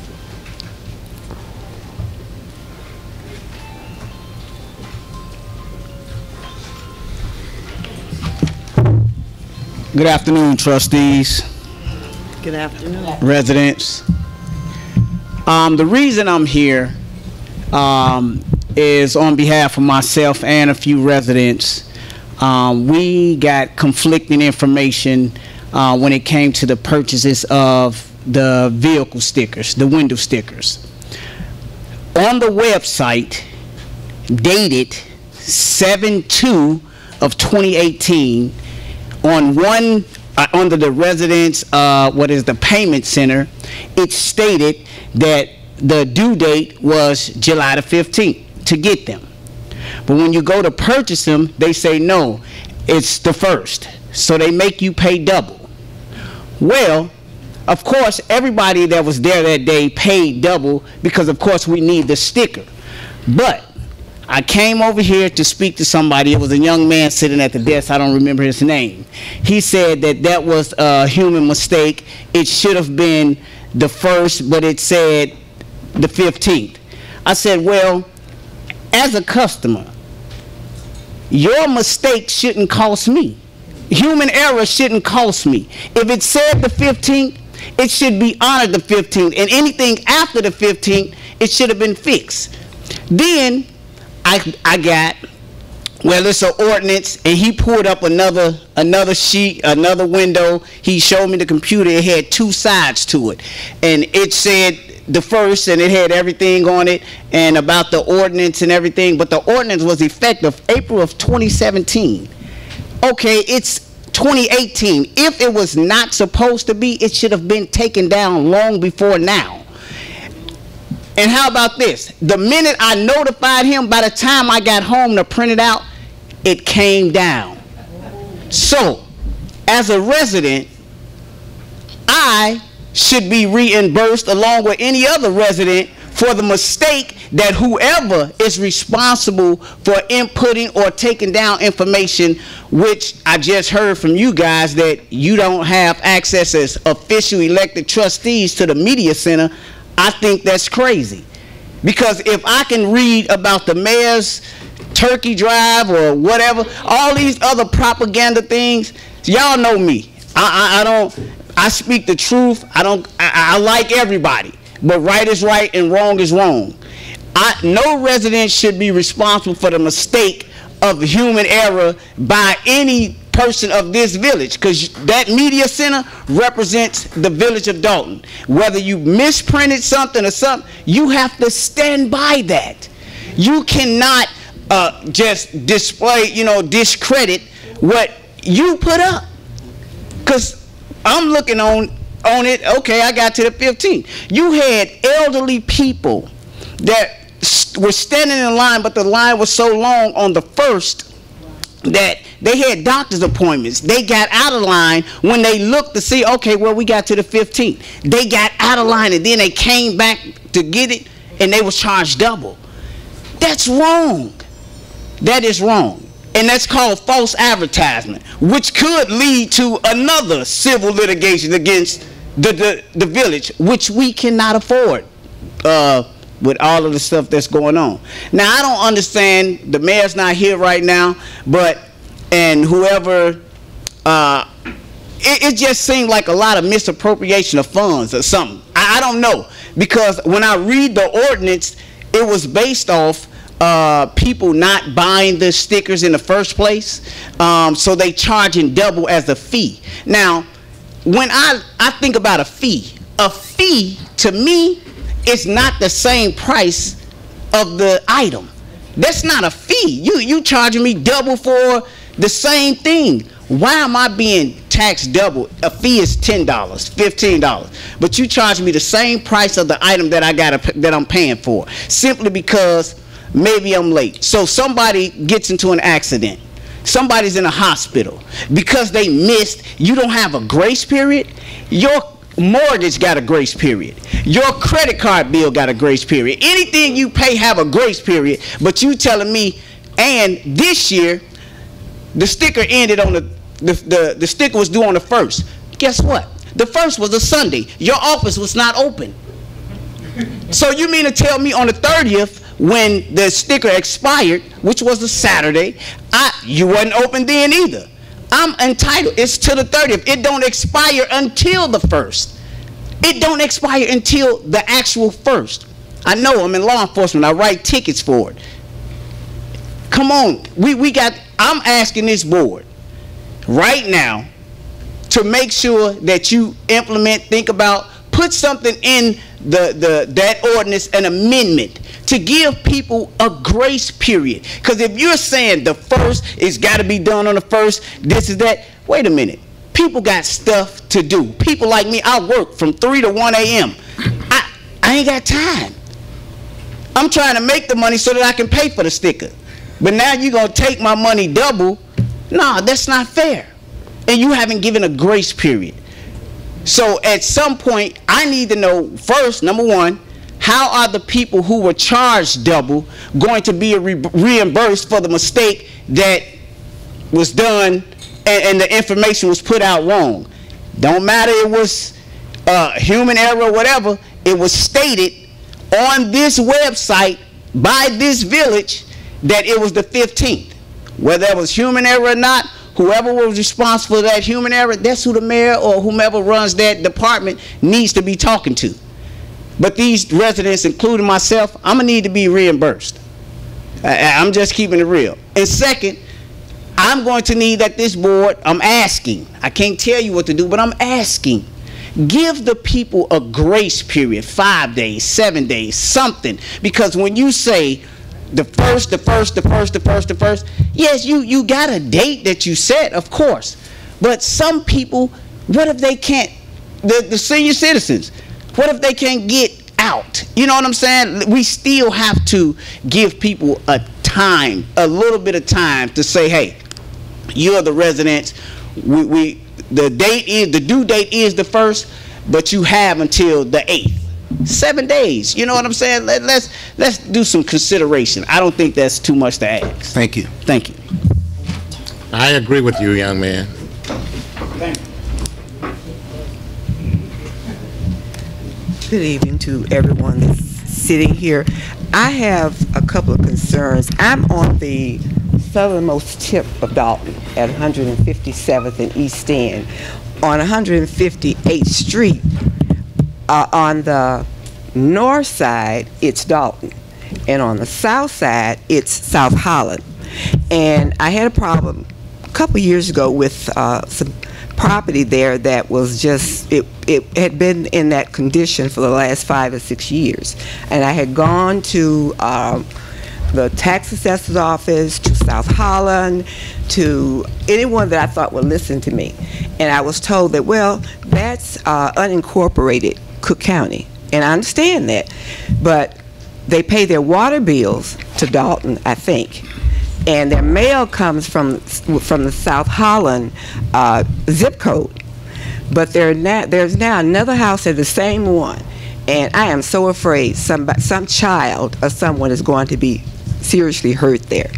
The trees are so tall, someone could be behind those trees and come out and grab a child or grab me or grab anybody.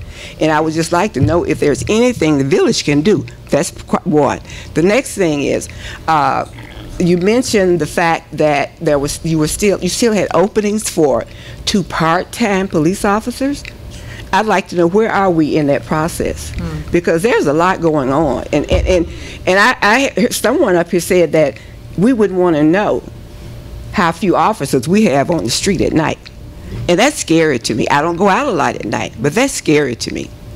And I can't see where hiring 2 police officers would not be a priority. That should be at the top of the list.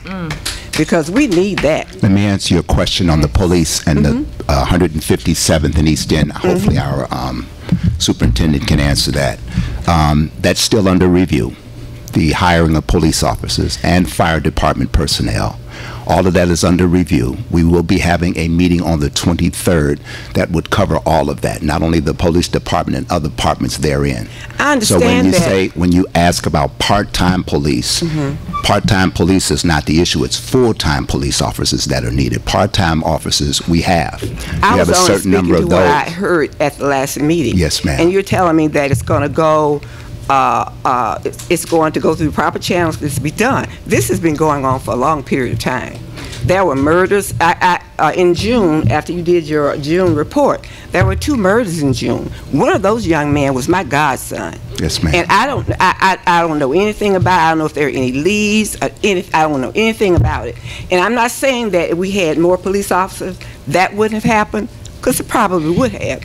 But it sure would make me, as a senior, feel a lot safer if I have to come out to my garage and go and open it up and get something out of my car, and I got to be looking around all these bushes. You know, that's frightening. That's very scary. Let me answer, because I want to get back to your point of the 2 officers. Okay. We have 2 meetings coming up that I urge you to be here on. Sure The will. 23rd is one of them that would cover that issue. Of this month. Up to 23rd, next Monday, a week from today, I believe. Right, a week from today. Okay. The second meeting, and I may be premature, and I don't want to put the chairperson of the police, we just had a meeting with the chief of police where he has a plan in place to hire more police officers, and we're going to let him do a presentation that you will see that will hire many more police officers and possibly some fire department personnel. But you have to come to that second meeting, and I don't know when that would be. It would be left up to Trustee Pearson. But we will have one on the 23rd, and by that time, maybe Trustee Pearson, you can announce when that next date would be, and Chief Collins will put on that presentation. He has a plan in which to bring on more police officers. I hope so, because it's frightening to me. I want to answer your second concern with the Superintendent of Public Works. What? Let me just reiterate, he may have been with the other head of whatever. And Mayor Pro Tem, Chief Collins is out. Yeah. I think he won't be back to the 23rd, so that meeting is going to be scheduled after that date. To get to your first concern, the one is on the 23rd. As soon as Chief Collins is back in town, we'll find out that date, but it'll be after the 23rd. Your other concern for the superintendent was 157th, just north of East End of the unincorporated homes. You said it's two properties that are in bad shape. The one there are two, but I saw someone clean up the one next door to this one. But I always dealt with the housing department. Yes, that's the one that we've been out to before. Right, right. I've been out there with Brian Thigpen. Yes. Housing is aware of it. It's all on unincorporated Cook County, so that's why they're taking care of it. That's where we're at. You'd have to check with housing on that. Okay, I'll do that. When is the last time you talked to housing, ma'am, about this issue that you're concerning? It's been a while. Okay, can you call her tomorrow, Ms. sure Fields? will. Ask for Ms. Fields. Okay, I have one other thing to say. I understand what Ms. Hunt is saying. Ms. Henyard. I'm so sorry. Yeah. And I can sympathize with the young man who had the huge bill for the whatever he had to have done. But I feel, as she feels, that needs to go through committee and to be vetted or whatever you want to do, because you're opening up a can of worms. Thank you. You're opening up a can of worms that you don't want to deal with. I've seen it happen. Thank you so much, ma'am. I appreciate And you. for the record, that's why I put the police on the agenda, because I've been getting a lot of complaints like what you're speaking of, to push that. Thank you. Good evening, everybody. Well, first I wanted to speak on a horrible accident that happened on July the 5th on the corner of Chicago Road in Sibley. Almost, if not once a month or twice a month or every month, there's an accident on that corner of Chicago Road in Sibley, because you have speeders as they come down that hill trying to catch a light sometimes, and next thing you know, up jump, there's a crash. Is there any type of way we can get some sort of radar light or something there to kind of slow people down as they're merging down that hill? There are quite a lot of accidents that are happening there. Who do I need to address that to? Well, Deputy Chief Mobley, can you address that with the best that you can? Because I'm hearing some type of radar to slow a vehicle down. That's not my forte. Can you address that at all? Well, probably what she's talking about. I know the city of Chicago have speed cameras where if you're speeding over a certain mileage posted, that they will issue them a ticket. It's kind of work like the red light camera. Yes, just like the one we have on the corner of Sibley and Lincoln. It will snap a picture of the license plate, and it will send them a ticket in the mail for speeding. But really, that's a temporary solution because they're still going to speed and the accident will still happen. I think a better solution as we move forward, trying to get more police officers, then we could put a traffic unit out there, and we can have that be assigned, one on each shift for days, afternoons, and midnights. And if you have that traffic unit that hit those hot spots, Sibley being a main one, and once the word get out that, hey, they got a traffic unit out there, then they'll start I like that. I like that idea. My second question, Let me add to that. Don't forget your thought. I want to add to that for you. Sure. The chief in his proposal, did you have something, clerk? Yeah, and I'm the chair right now, and you stay as the clerk. Right. So Okay, so therefore, as I was stating, citizen, The chief of police, in his presentation, he has a reference to the traffic patrol that he will put a presentation on that hopefully will address that concern. Okay.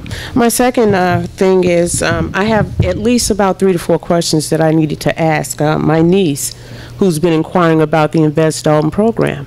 And she had some questions that she wanted me to ask you guys. I was there at the meeting. I did copy and jot some things down. And Trustee Muhammad, as you mentioned, maybe you quoted some along the lines of reference to a Markham judge, how he commented in reference to how great the program was. My question is, did you get something in actual writing? Is there any accreditation showing that? And is there any accreditation from the county, from the state, or other than the lenders that you have there? Is there anything else that shows accreditation about this Invest Dolton program? Let me make sure I understand your question. You asked about a judge and his statement that he made. You didn't mean accreditation of what he said. You want accreditation of the Invest in Dolton program itself? Is that what your question is? Of the Invest in Dolton program itself, but also you said you had the backings of a judge in Markham about this program and how great it was. Yes. So I'm wondering, is there something that he signed off to say, hey, you know, I'm with that? Yes, that's a great question. And as you know, in any court system, there is a record taken, just like it is in this facility. At that particular hearing that we were in, there was a public record of what that judge had said. Now, for that to happen, since you're researching this, I can get the date for you that was said, and you could ask for the public record, and you can get it then to get that portion verified. So I'm telling you, that's what the judge said, and I think I was in witness of another trustee. I believe it was Trustee Stubbs and our attorney that represented the Invest in Dolton program. So to get the edification of what you're asking for would be public record of the Markham court that happened on that date. After this meeting, we'll get you the date that happened. We'll get you the court time, and you yourself can research that if that's a concern of yours. That was the first part of your question. The second part of your question was edification of the program itself, you were asking? Accreditation from anybody, from the county, something that shows in writing, hey, we're backing this program 100%, which is something that I have not seen. Okay, now, I can answer that also. Go ahead. Okay, and the clerk can bear witness to this, is that's an ordinance that was passed, duly passed by this board, legally passed. That is an ordinance of the Village of Dolton that you may have been in an audience of. That was passed by it's a ordinance passed. There's been resolutions added to it. It's in the public record, and it may even be published on our website. And the clerk can probably answer this better for me. But that doesn't tell me if the county or the state is backing this program. That is the question that I'm asking. Okay, let me answer that. Any program that is passed by a local municipality is not necessarily sealed off by the county. It's sealed off by the local municipality itself. It's an ordinance duly passed by this board, and it's a public record that you can check on the website. But it's not going to be sealed by the county or the state or federal government or anything like that. It's a program that is put on, and you know, you were there at this particular meeting, and you know, you were free to ask all of these questions who were more knowledgeable. That's why I'm asking you now, because I want to give my niece clarity, because I don't want her to just give her money and give her $5,000, and next thing you know, there's a problem with this program, which we already know that it was kind of pushed pretty fast. But I want to move on to my second question. So you don't want your question answered, ma'am? My second question, Trustee Muhammad, is also, other than the lenders that you guys provided, can a person use their own lender for this particular program? Did you stay for the entire program, ma'am? Because that was one of the questions. No. Yes. No, as a matter of fact, if you look on the tape, and I asked the guy to hand the young lady the microphone, and he didn't. His request was, no, she didn't want to talk into the microphone. Yes. I felt, you know, and while I was there, I didn't feel that, excuse me, allow me to finish real quick. I didn't feel that, you know, that I had, I didn't feel that you were going to answer me, or not just you, but basically when I asked one question, I kind of got like a little snide remark about it, so I left it alone. I did. But at any rate, my main thing was trying to. If somebody had the cash, Trustee Muhammad, please just let me get all my questions out, and then you can go ahead, because I only got 3 minutes, right? No, you don't. You have more than 3 minutes. Oh, good. Let's go back to your question concerning if somebody had cash to do a deal. Could you just word it in your words so we can answer it? Because I'll have Ms. Stubbs to answer that. You asked the question concerning if the person had the funding, they wouldn't have to deal with the lenders. I'm paraphrasing. No. So give me What your I words. said was, if a person who's interested, are they allowed to use their own lenders instead of the lenders that you guys have? Because that's something that I don't recall you guys mentioned. I just answer that with a yes. Also, while we were there, I saw the applications for the Invest Dolton program, but what I didn't see was anything showing content of your program. I think you guys ran out of applications, or no, you didn't run out. As a matter of fact, the printer wasn't working that day, so you weren't able to print applications. If I'm wrong, please correct me. There were applications available. Matter of fact, if you hear early, I think in the report, Trustee Stubbs, you have about how many? 14 that applied who are being pre-qualified as we speak. Is there paperwork with contents about this program? And I'm glad you asked that question, because the content you're referring to is the information that we have been asking to get on the website. That information that we've been talking about on a regular basis, that an ordinance was passed to answer all your questions that go into the detail of the Invest in Dolton program and BP Capital. That information has yet to be, it was just recently put up on the website as of today, what I'm thinking, because I was just sent something from my media director. But when I wrote the letter inquiring what you're asking about the content being available on our website that you can read it, it has not been put up there until it was put up either today or tomorrow. I know over the weekend it was not there. I know it wasn't up there when we did our event that you attended. Right, so there was no flyers, there were applications, but there was nothing explaining the content of the program, which we have for you, that's available with Ms. Fields, who is the housing person, has that information. The information it was supposed to be on the website, but it has not been put up.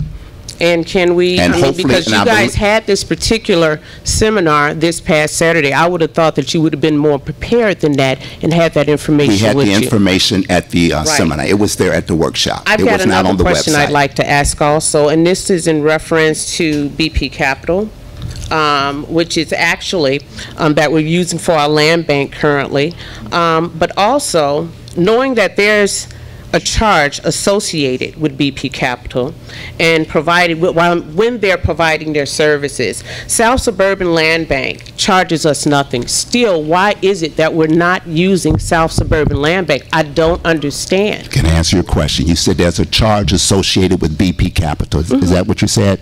It's not true. Well, with their attorneys it is. It's not a charge associated with South Suburban Land Bank. Let me answer you. There is no charge to the Village of Dolton from BP Capital, the land bank. There is no charge to the Village of Dolton from BP Capital to the Village of Dolton. From the attorney, that's what I said. There is no charge. The attorney? There is no charge. The attorney does charge. I thought he charges a $5,000 requisition fee. I'll answer that, but you just said that there was a charge from BP Capital, which is the land bank, to the Village of Dolton. There is no charge. I phrased that wrong. I'll definitely state that it's the attorney of BP Capital that makes this charge. And why are we still trying to use this particular attorney who's charging the taxpayers, who's charging us when we had a land bank? And wait a minute, let me just go ahead and finish, because I don't understand why South Suburban Land Bank also doesn't get a second chance like the grass cutter did when South Suburban was actually very beneficial for our village. So why is this happening? I'd love to answer all of them if you would let me. Number one, as we both agree, it is not BP Capital that charges the Village of Dolton any fee. We both agree on that and understand that. Maybe you misworded and you meant that the attorney for the Invest in Dolton charged us $5,000 to get clear title on the 6 properties. I think that was really your question. Why are we paying the attorney who is also representing BP Capital? And I think someone used, not you, said that's a conflict of interest. I believe someone used, but I'm sure you would agree probably that's a conflict of interest, using the same attorney for Invest in Dolton that we use for BP Capital. If that's your argument, This attorney here represents 12 municipalities. An attorney can represent many interests as long as they're not conflicting. But that's not where I'm going to. I'm still looking for the reason as to why we can't have South Suburban Land Bank I'm going to answer your question if you would permit me. I'm giving you even more than 3 minutes. You see you've had that, so it's okay. I'm answering your question. I want to be very clear because there's a lot of misinformation, and based on your questions, it's misinformation in a question, not a personal thing to you. The $5,000 that the attorney charged per house, which was $60,000, I'm sorry, $30,000, 5 times, 6 times 5,000, $30,000, is an acquisition fee that the individual who is purchasing their property would pay to the Village of Dolton. So the $30,000 that was paid out to that attorney is being reimbursed to the village once that acquisition fee of $5,000 is paid for the person that's going into that lottery for those homes. And this was discussed. When did that occur? And this was discussed, not only previous, but it was discussed at the housing fair that you attended Saturday. No, but why wasn't that discussed before? Because before, that was never brought up. That was never even mentioned. And I'm still trying to figure out, because the lies that Attorney Bass had told, and we caught him in lies on film, why are we still going with this particular company? Why are we still using this man to do business for us? Okay. Is there some sort of special interest or something in reference to Invest Dolton, which really has to do with maybe 4 trustees? I'll answer your inference that you just dropped, and I'm going to also answer your previous question. And it was no, I just want you to answer that one right now. I'm going to answer all of your questions. I don't want this to be an antagonistic thing between you and I. I just want to answer your questions, and I'm trying to be as respectful as possible by answering your question. And let me answer the one you said, why don't we give BP Capital a second chance like we did the grass cutters? No, I didn't say BP Capital. I said South Suburban Land Bank. My mistake. South Suburban Land Bank was here for 3.5 years. 3.5 years. We cast no aspersions on South Suburban Land Bank. South Suburban Land Bank does a wonderful job. We had them for 3.5 years. They had about, if I believe the mayor at the last board meeting, I think you were here, he said that they had about 14 properties that they were not able to get rid of. I'm paraphrasing him, that the South Suburban Land Bank was not able to, quote, get rid of. This company that we're giving a chance to, BP Capital, we have approximately, how many trustees, 18? 18. We have 18 properties that have been cleared that we're waiting on the mayor to sign the deed off on, who refuses to do it, that we may have to take him into litigation, which was mentioned in this meeting. So as far as the South Suburban Land Bank, you will not get me to say anything negative about them. They did an admirable job. Their concentration was a lot on the commercial development or the properties in Dolton. Our concern is the residential properties. We have had about 18 to turn around now that are ready for redevelopment, that we have clear title on, that we're waiting for the mayor to sign off on. South Suburban Land Bank, to their credit, turned around the property at Sibley, which is now the Taco Bell, that we own, and some other industrial areas. Our concentration is the residential areas. So is that, are you saying that basically South Suburban, from what I'm hearing you saying, South Suburban Land Bank is basically all about commercial properties here in Dolton? I'm not saying that at all. I'm saying their concentration is about commercial properties. Because so you say they didn't deal anything with residential according whatsoever? To the mayor. If you look at the board meeting, which is on vildolton.org, the mayor near the end of the meeting said there was a certain number of properties that South Suburban Land Bank had and could not sell them or get rid of them, something to that effect. It's at the end of that board meeting.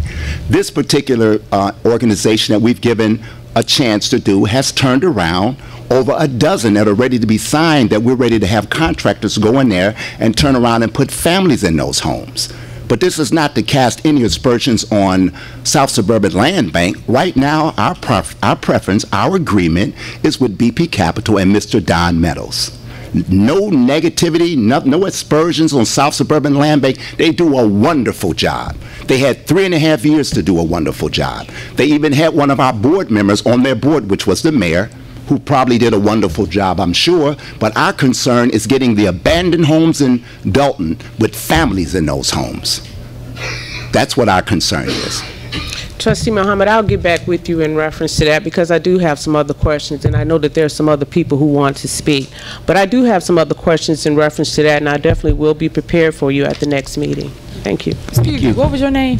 Stephanie. Stephanie, thank you for your questions, but that's why I say everything should go through committee. Yes, it should go through it would've been committee. And much it's like the smoother. young lady said, I agree with definitely the gentleman who was sitting there in reference to the problem in the street and also everything about protocol. But it seems like protocol keeps falling by the wayside here by this particular board because, you know, no one wants to work together. Everybody, and Trustee Denton, I'm sorry, no offense, the most I ever seen you talk in my life was at that meeting this past Saturday. I ain't never seen you open your mouth too much. So that was kind of surprising for me. But I'm saying that to say, you know, there's not a lot of, this village or this particular board makes people divisive. You guys are dividing our village. And that's not what we want, and that's not what we need. We're missing things. We're not getting our police officers. We're having a lot of things that are going on in our village. And you say, okay, well, we need people to stay in these houses, and we need to get these houses fixed, but we need police officers first. All over here. We already know that there was a young lady, same age as my niece, that they found over there on 140-something, was it 146 in Wentworth? We need police before we can even fix up our village. Our police have to be here to protect us. Who are you going to get to move here knowing that we have the type of crime rate that we have? Thank you. Good evening, trustees, residents of Dolton. I really wasn't trying to talk tonight, but I do have to add a little bit of clarity. The land bank may have been here for 3 years, and they are not just focused on commercial.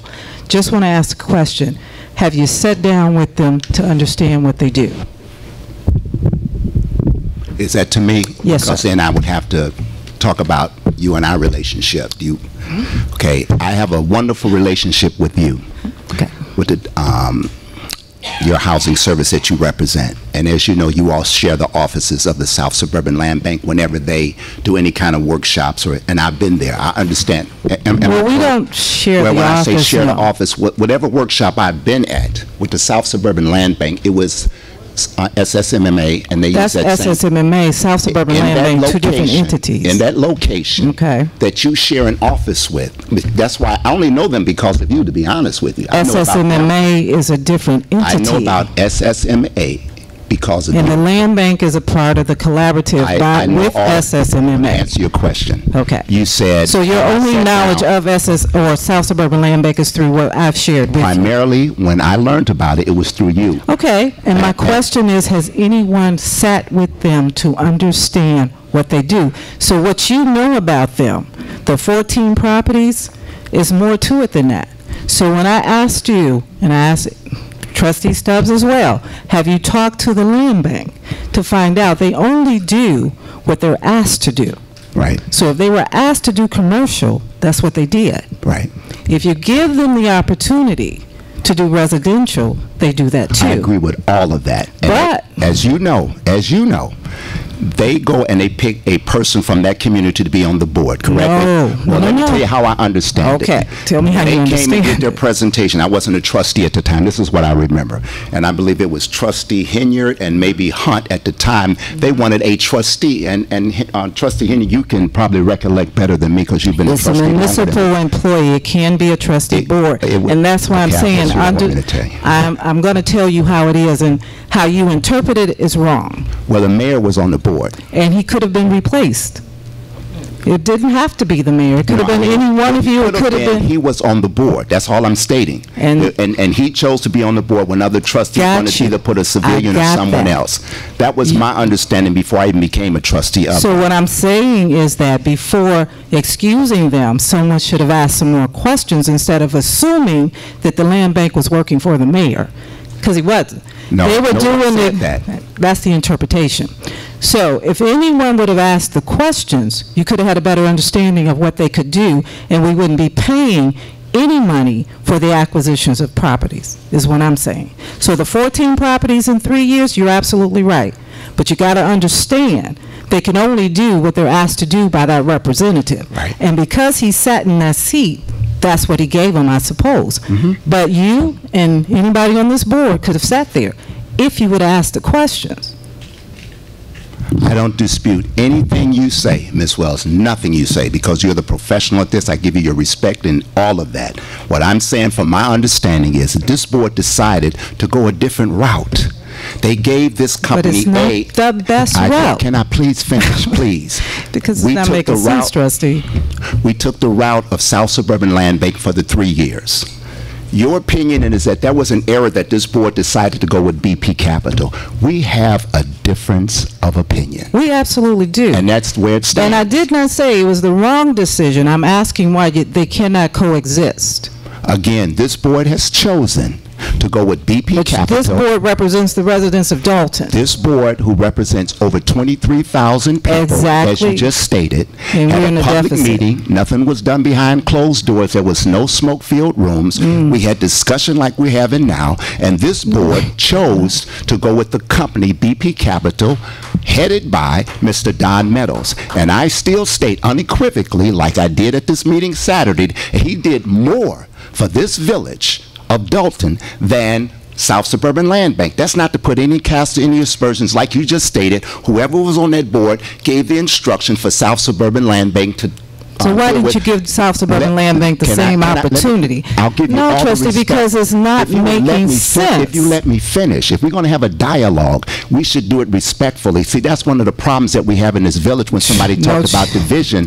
We should have a dialogue. Are you seriously saying that? Let me finish. Are you seriously saying that?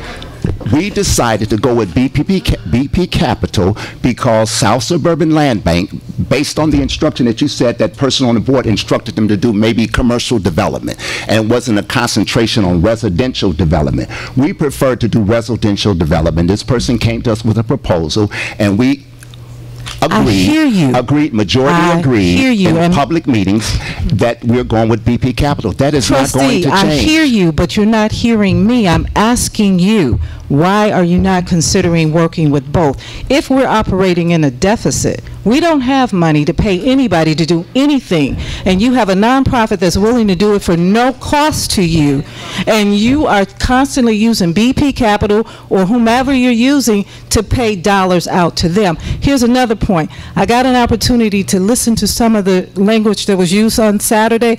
Be real careful about the misinformation that's being given, because I heard it, I looked it up, and it was wrong. And you and I can talk about that, because if we're talking about this Invest Dolton and all of the folks that's involved with it and what they're offering, giving the misinformation, this is a program of Dolton. You better really think about that real clear. So I will talk to you about what the misinformation was. And I would have appreciated your presence there like you made the last one, because I would have appreciated your presence there because I respect your professionalism and your knowledge, and it was welcome. You could have been one of the speakers, as I chose you for the first one that you chose not to be a speaker, and I welcome any comment, criticism that you may have. My door has never been closed to you. But we got to have a meaningful and a lawful dialogue where we have to listen to one another, but oftentimes you have a difference of opinion. Our difference of opinion is that we're going with BP Capital and not South Suburban Land Bank, and not to cast any aspersions. That's our choice. It's been voted. There's an ordinance passed, and we have 18 homes that have not been signed by this mayor that we can get families in. Yes, sir. Good evening, everyone. Mayor Tim, trustees. Excuse me, can I say something before you start, please? Sure. Thank you. I'm going to have a committee meeting, and I will put it on the agenda in my committee meeting. Hopefully everybody shows up. We could talk about Invest in Dolton. That's not a program that I support, but I'm willing to talk about it for the people, and then also you can discuss your concerns, because my suggestion is just give the properties to the people, take out everybody else, and just do a raffle and give it to the people.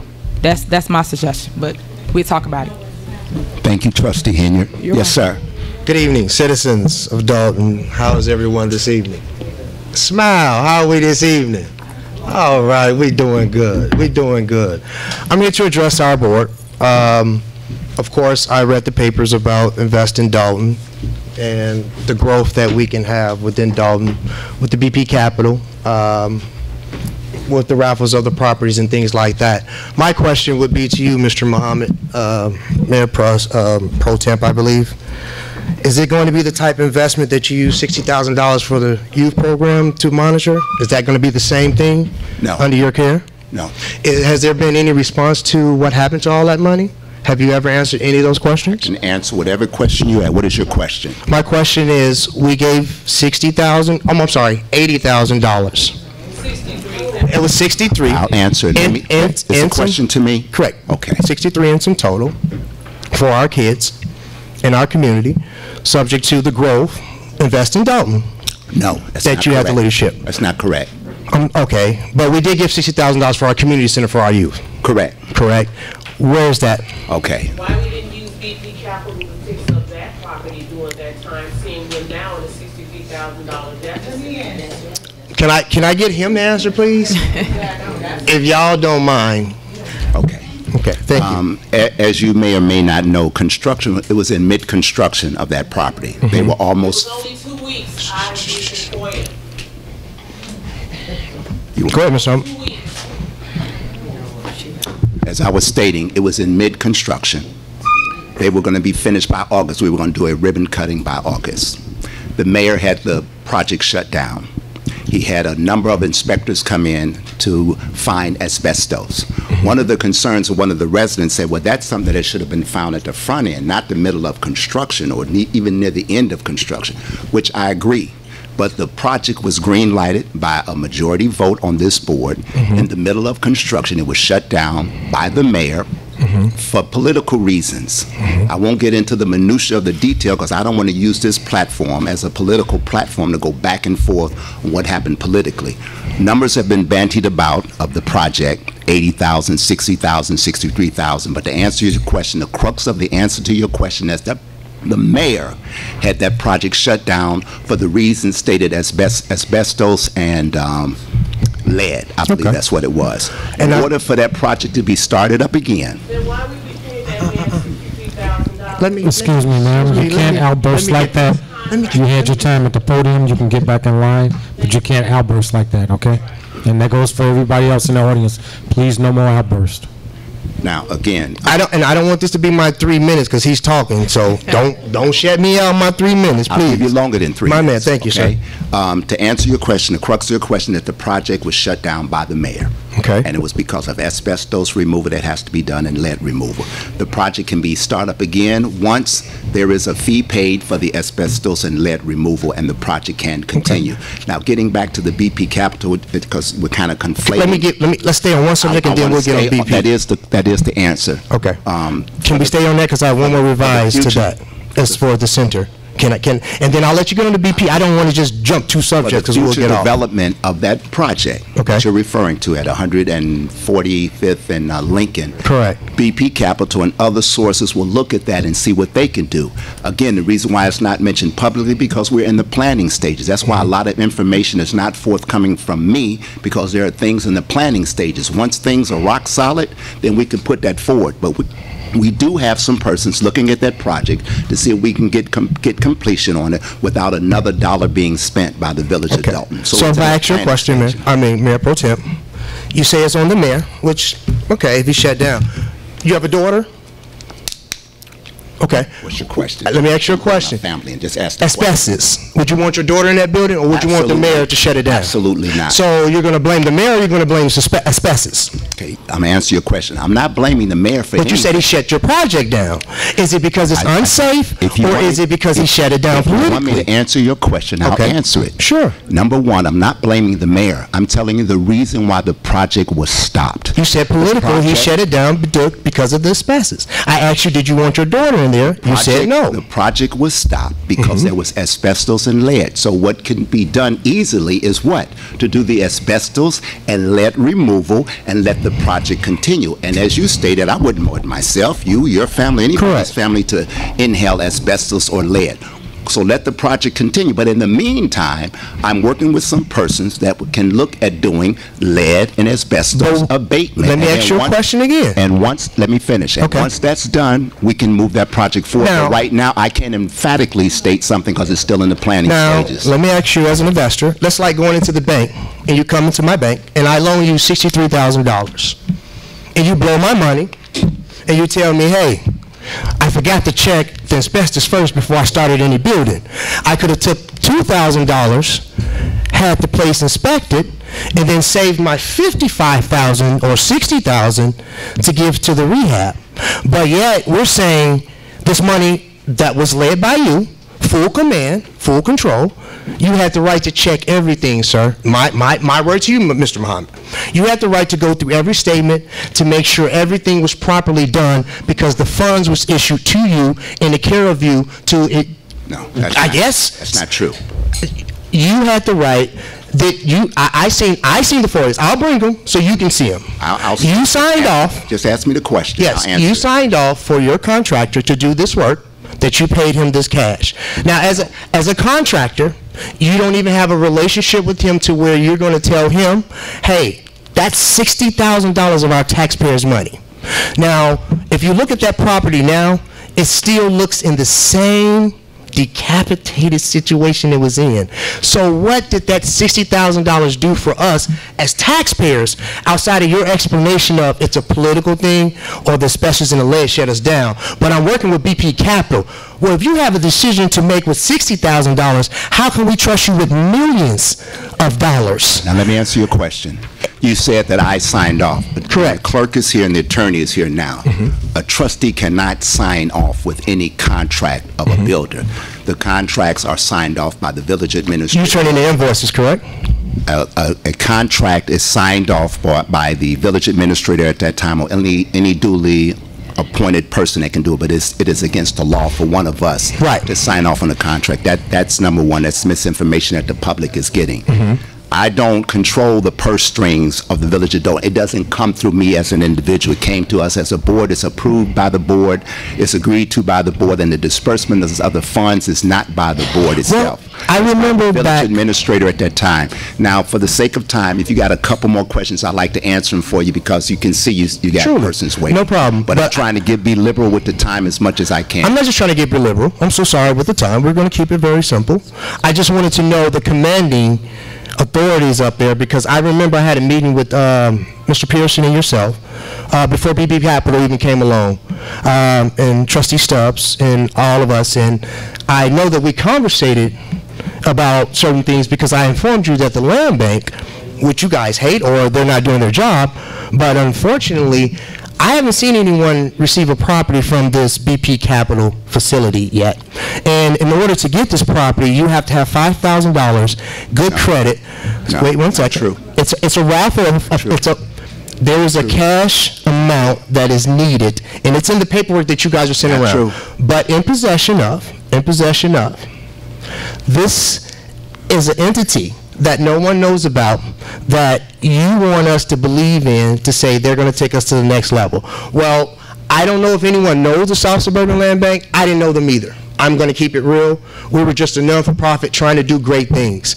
I don't know if you guys know us or not, but the property that we bought at first to build our youth center, we were using the grass money that we had with the contracts to build the house because we had no donations, we had no grants. But unfortunately, we were fired because you guys had some type of reasoning that the senator, myself, and everyone have asked you to present us with some type of factual grounds that you fired us. But then 2 weeks ago, you can't even keep up with the grass, and you go hire another company, that's 3 now, because you don't have money, you fired me because you broke, and you hire another company. Now, my thing with Fathers and Blessings is, as much money as you guys like to talk about, we made 100, we made whatever, we showed that we put everything back into Dolton. That's reinvesting in Dolton. And now God has been so blessed to us by South Suburban Land Bank. They don't know me. Forgive me, but I'm just an individual. That garden center over there, you guys know this place has been here for 90 years? Anybody know in Lincoln? Right, it's been here for 90 years, right? It's been just sitting there decapitated, correct? No one's doing nothing, right? Thanks, South Suburban Land Bank. Excuse me, sir. Can I finish? For the sake of time. Can I finish? I have a little time. Can I finish? Sir, please let me finish. For the sake of time. The South Suburban Land Bank dedicated and donated. Talking, then sir, you got to. We have a property by the South Suburban Land Bank. I'm not sure about BP Capital. Demetrius, your time is up, sir. My time is up when he says my time is up. Yes, I shared it. But he said I had extra minutes. No, your time is up, sir. Your time is up right now. Okay, I'll stand in line again. No, you're not permitted to come back up again. That's not true. A citizen can And if you continue with the outbursts, sir, you will be removed because you're breaking the peace right now. Ma'am, go ahead. Go ahead. I just wanted to state, in reference to the community center, that project only went on for like 2 weeks. There was no RFP on the property or anything, which is really very baffling and very confusing. It doesn't even look like any other contractors were able or available to bid on the property.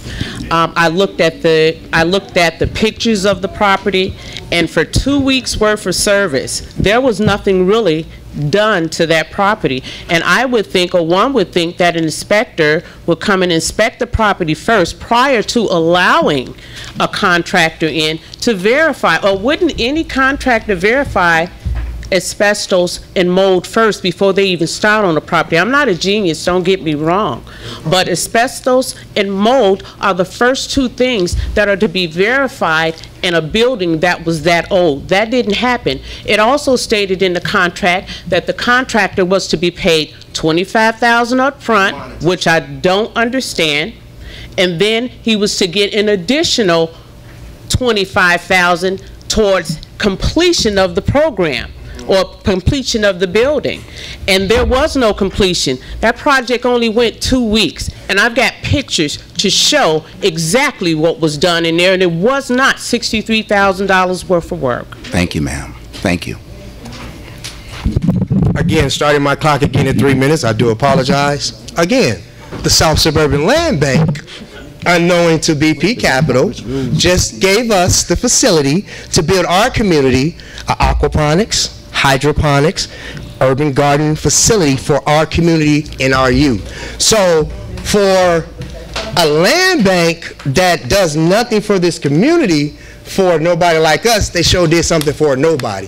So I'm thinking that BP Capital, that you're steady trying to give the deficit of, that Trustee Denton, Trustee Muhammad, Trustee Pearson, and of course Trustee Stubbs are the main quote-unquote ambassadors of Revive Dolton, when I know that I met with Trustee Stubbs before she started this BP, and at that time I believe she stated she can give houses to who she wants.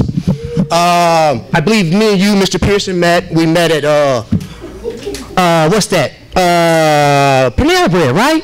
Yeah! And we talked about, man, you guys don't even know this BP Capital. No, we don't. What do you know about them? I said, it looks like you guys are following someone. Maybe you want to do your own investigation. Do we remember that conversation, or did we not have one of those either? You can't recall, I know. So again, we as citizens and community, we have to open our own eyes to this ludicrousy. If we can't see they're doing nothing but talking crap and only benefiting their pockets, because BP Capital, I'm not going to go for paying $30,000 to $60,000 for no attorneys to take off no taxes on no houses. Why am I going to pay? For what? When you have a company that's saying, okay, we'll do it for free. That's what a non-for-profit does. And then you're going to tell me they're going to get reimbursed after the sale? What if the house doesn't sell? Who gets reimbursed? What if the house doesn't sell? Who gets reimbursed? So again, this village, with all of its financial responsibilities and economical development as far as the business mind, I don't see much there. Because as you can see, we were told we don't have money for lawn care, right? But what they do 3 weeks ago, we can't keep up. We got to hire another one. But you let Fathers and Blessings go, who's giving all the money that you give them to your community, go. Why? For no reason. So once again, board, my village, our people, let's open our eyes to live in our life. This is our community. They don't run nothing. If we stand up for what we know and stop acting like we're blinded or subjectively not common sense, we can take back from them, from a person that sits in his seat and thinks he's almighty today and tells a clerk, shut up, I'm a clerk, you be quiet. Who does that? What professional mayor pro temp does that? And that's going to bring Veston Dolton here? I don't think so. Thank you, sir. Thank you. No, I just want to know, since you was answering everybody's questions, all of the questions that I put out, can I get some feedback? Sure. You know. If one of your biggest concerns was it was an error made by a human being and that person should reimburse the people who had to pay double, something to that effect. Yes. Well, the individual that made the mistake that you say you saw it on one date and then it was removed either by the end of that day or the next day or something to that effect. It was removed 5 minutes after I left. The individual that's responsible for posting did a letter, an open letter to this board, an apology of what happened. And if I'm not in violation of any privacy, is it possible to read it? Sure. Okay, I'll read the letter to you that was stated after, when the mistake was made. It was from our media director. Please accept my sincere apology regarding the delay in responding to your inquiry about the Village Sticker website confusion. As we stated earlier, most of us trustees got calls about the confusion. Okay. One of the trustees suggested, you know, have them pay the regular amount, you know, as stated in the previous ordinance. Others said, hey, it should have been promoted a year ago. But let me finish in the letter. That's what the confusion was about that you were referring to. Second paragraph, he says, upon receipt of the new pricing for vehicle sticker late fees, excuse me, I did update the tab that indicated vehicle sticker fees. Unfortunately, in my haste, I failed to update the Payment Center tab with this information as well.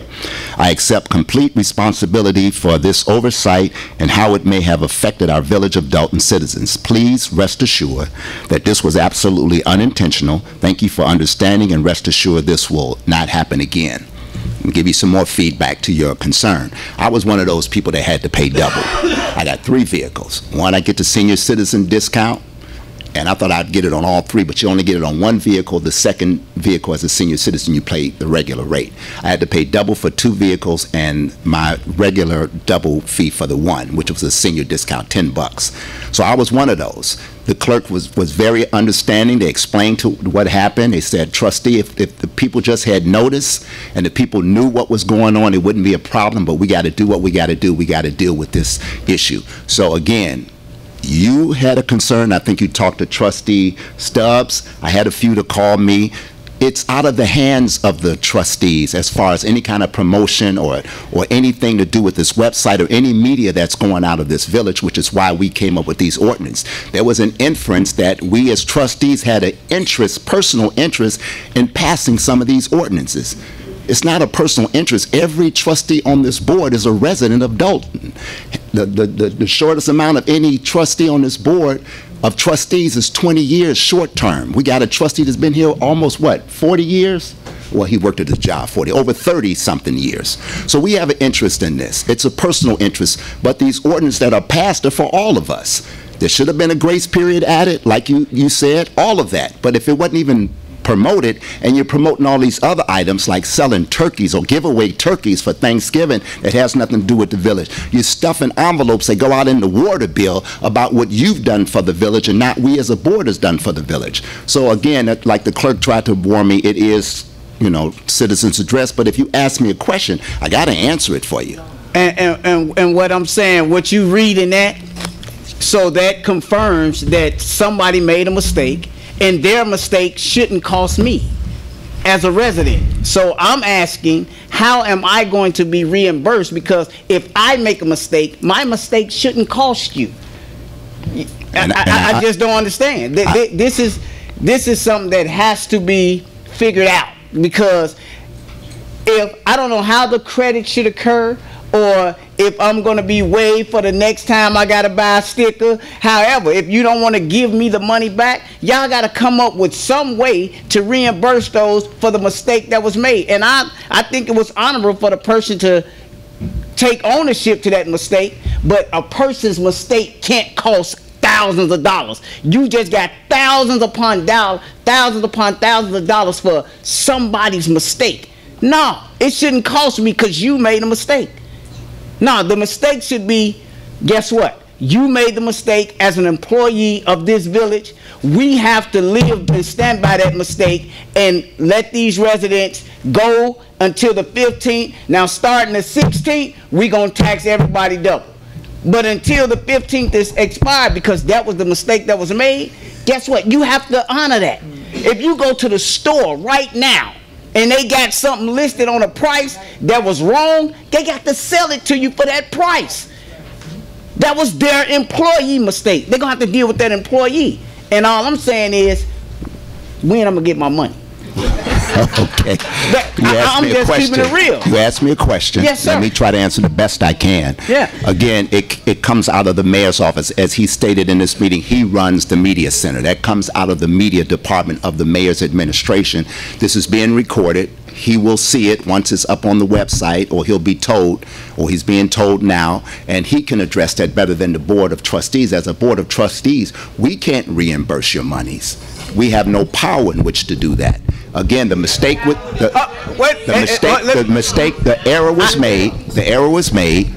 The person took full responsibility. Your question was, what about our reimbursement? I got you. I would say, let's address it to that person's boss, and then maybe something can be resolved there. But like I said, he's going to see this. But now, let me just tell you this. What just happened, what just took place, it was the guy that paid for his street, and y'all just voted. That wasn't his. That was, you know what I'm saying. So you did it for that. I think right now y'all can make that decision right now, because guess what? That mistake was the village mistake as well, and y'all just reimbursed him or with proof. Guess what? You already got my proof, because the clerk's office got it. Whoever the payment center got it already. So the proof is already in the pudding. So I'm asking that this board right now make that determination on all the residents' behalf, not just mine, but that we be reimbursed, or even if you don't want to give me my money back, I'm speaking for myself on this, just credit me for the next time I'm due for a sticker. Okay. However you want to do it, if you don't want to physically give it back. Let me answer you so we can expedite this, because we got a closed door session to hold there. Problem. No decision can be made tonight. Again, the mayor. Why not? You want me to answer you? You want me to answer? No decision can be made tonight. Number one, the reason being, I will tell you as soon as I get. The reason why a decision cannot be made tonight, because that was not on the agenda. What was on the agenda was the young man's concern. My advice to you, since no decision can be made tonight, the mayor is seeing this, I would inform you to contact the mayor's office with that concern, and you may not have to because it's being seen, but to expedite this meeting and to answer your question, we can't make a decision on that tonight because it was not on the agenda to do a vote. That, but let me ask you this then. Can you place it on an agenda so that it can be addressed come August the 6th at the next meeting, that the people that were charged double be reimbursed for the mistake that whoever made it, whether it was the mayor's office, whether it was whoever, the media center, whoever. Let me answer I'm asking you, can you place it on the agenda for that time? Once the mayor gets word of this, then that decision can be made, whether it's put on the agenda for next month. Kevin. Yes. I'll put it on the agenda on. So now, to expedite this, let's let the next person, because I hope I answered your question. I just thank you. No problem. Mary Kay, do I have to send you an email? We're good. Okay. Good evening, trustees, citizens, committee chairs. You know what? I get very concerned when people mention and talk about the youth center. When my husband and I, Mr. Creighton and I, were the youth commissioners in the village of Dolton under previous mayors, we went to look at the youth center, and we were told that it would take hundreds of thousands of dollars to redo the youth center. We asked, the first proposal that was given for the individuals that was over the youth center, the commissioners, those individuals, trustees that were responsible for the youth center, $120,000 could possibly get the job done. Trustee Hinyard and the other trustees sat there and said, well, we can't afford that and we can't do this, and they agreed on an amount of $80,000. We knew that that would not facilitate rehabbing that building over there because it had sat for years. We also went in there and we looked at the condition of the building. The floors were falling. The people were in there living, pulling pipes and everything. We didn't want the youth to be in there. So $80,000 was the amount that was agreed upon, knowing that in fact that would not do the job justice. Now, we can sit here and not be honest, but how the youth center was shut down was not in order. It said that asbestos and other things, all those things were trying to be inspected and this and that and the other, and we know that there are certain politics and things that went on people's personal agendas when took place. So when you talk about youth, I get really, really, really concerned because I don't think anyone really understands the importance of that building, what it was going to do and what it will do for the youth in our village.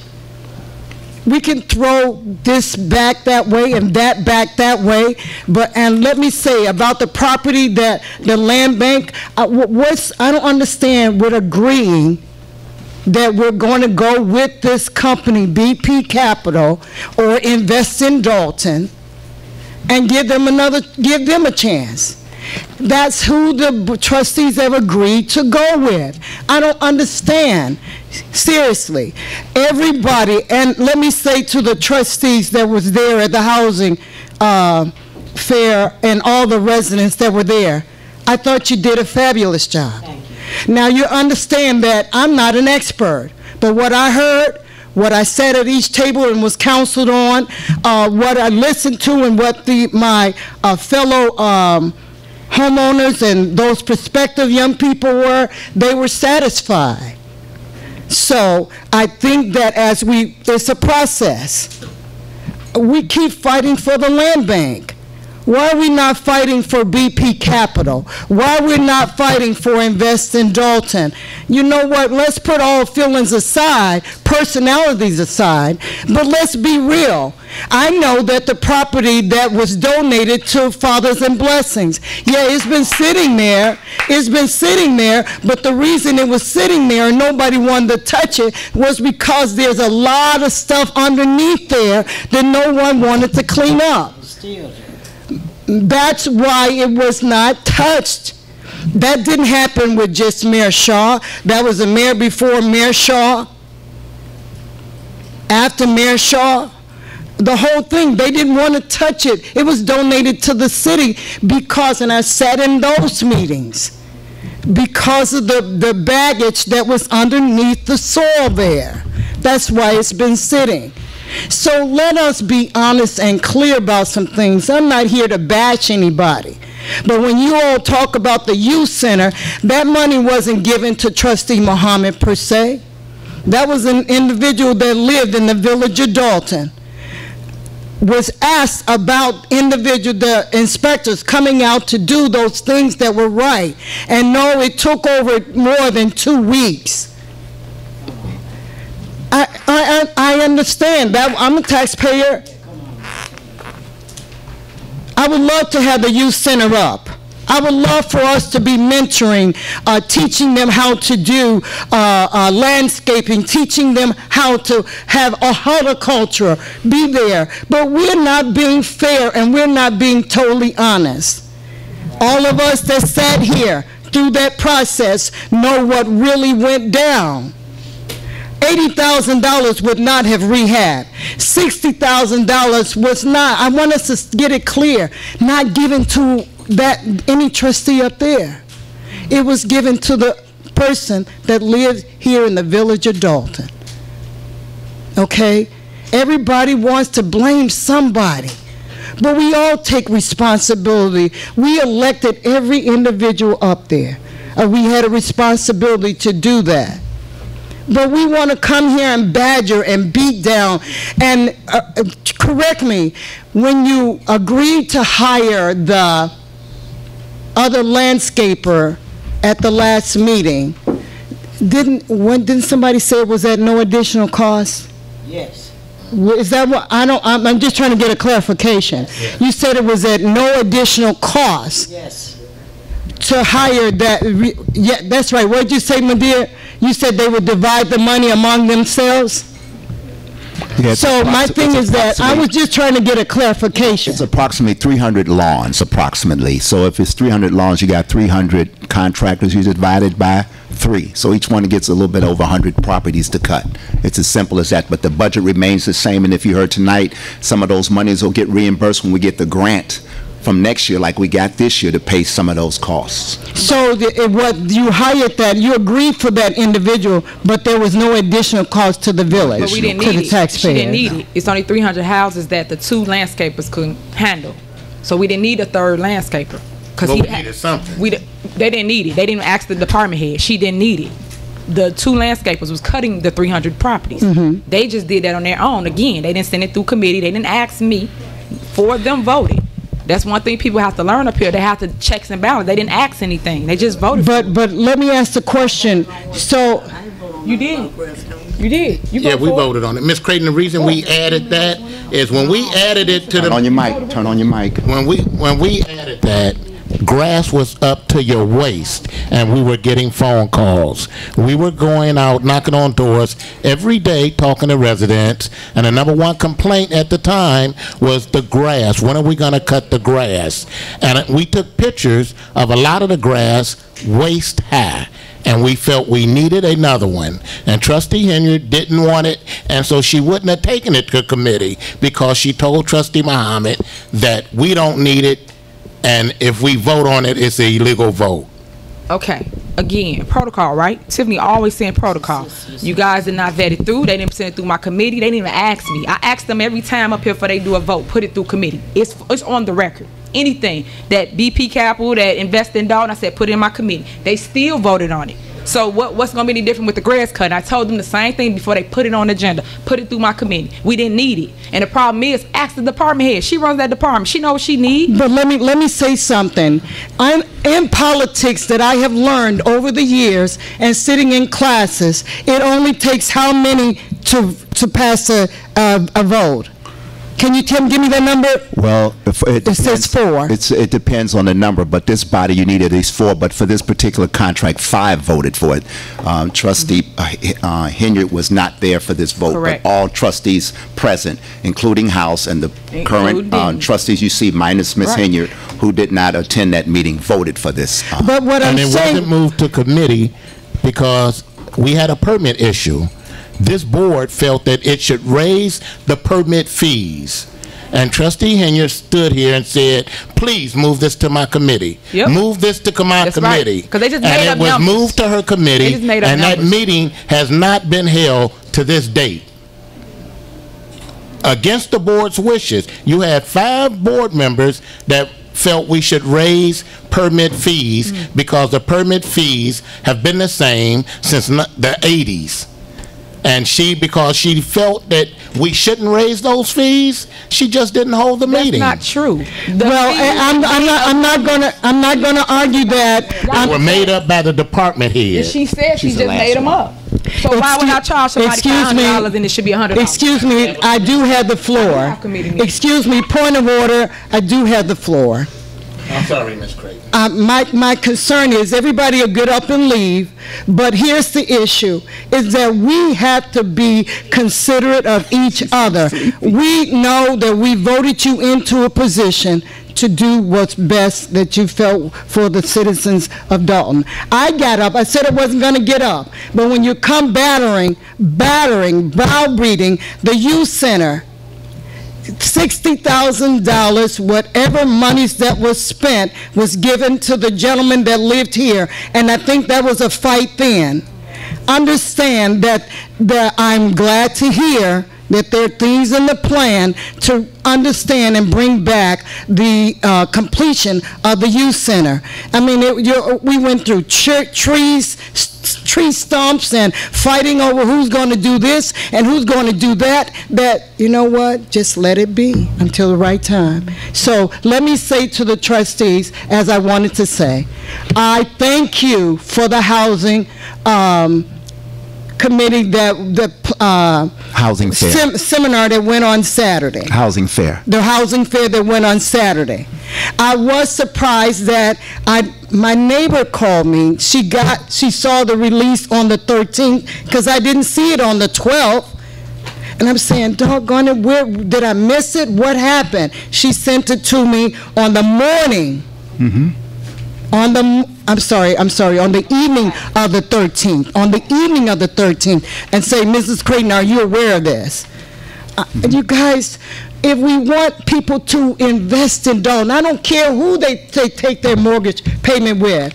If we want people to invest in Dolton, we got to put the information out there. So I say to you that everyone that I've talked to, the 30-some people that were there on Saturday, it was more, that they were very grateful for what you've done and hoping and looking for that more in the future. So, thank you. Thank you, Ms. Creighton. I make a motion to convene and go to closed session. Second. We did. Oh, that's right, earlier, didn't we? Do we have to take a roll for that? No? No. Okay. Closed session, and we may come out with a decision. You all know that, right, on some of these. And this is what 2 minutes. No, I know that, but no.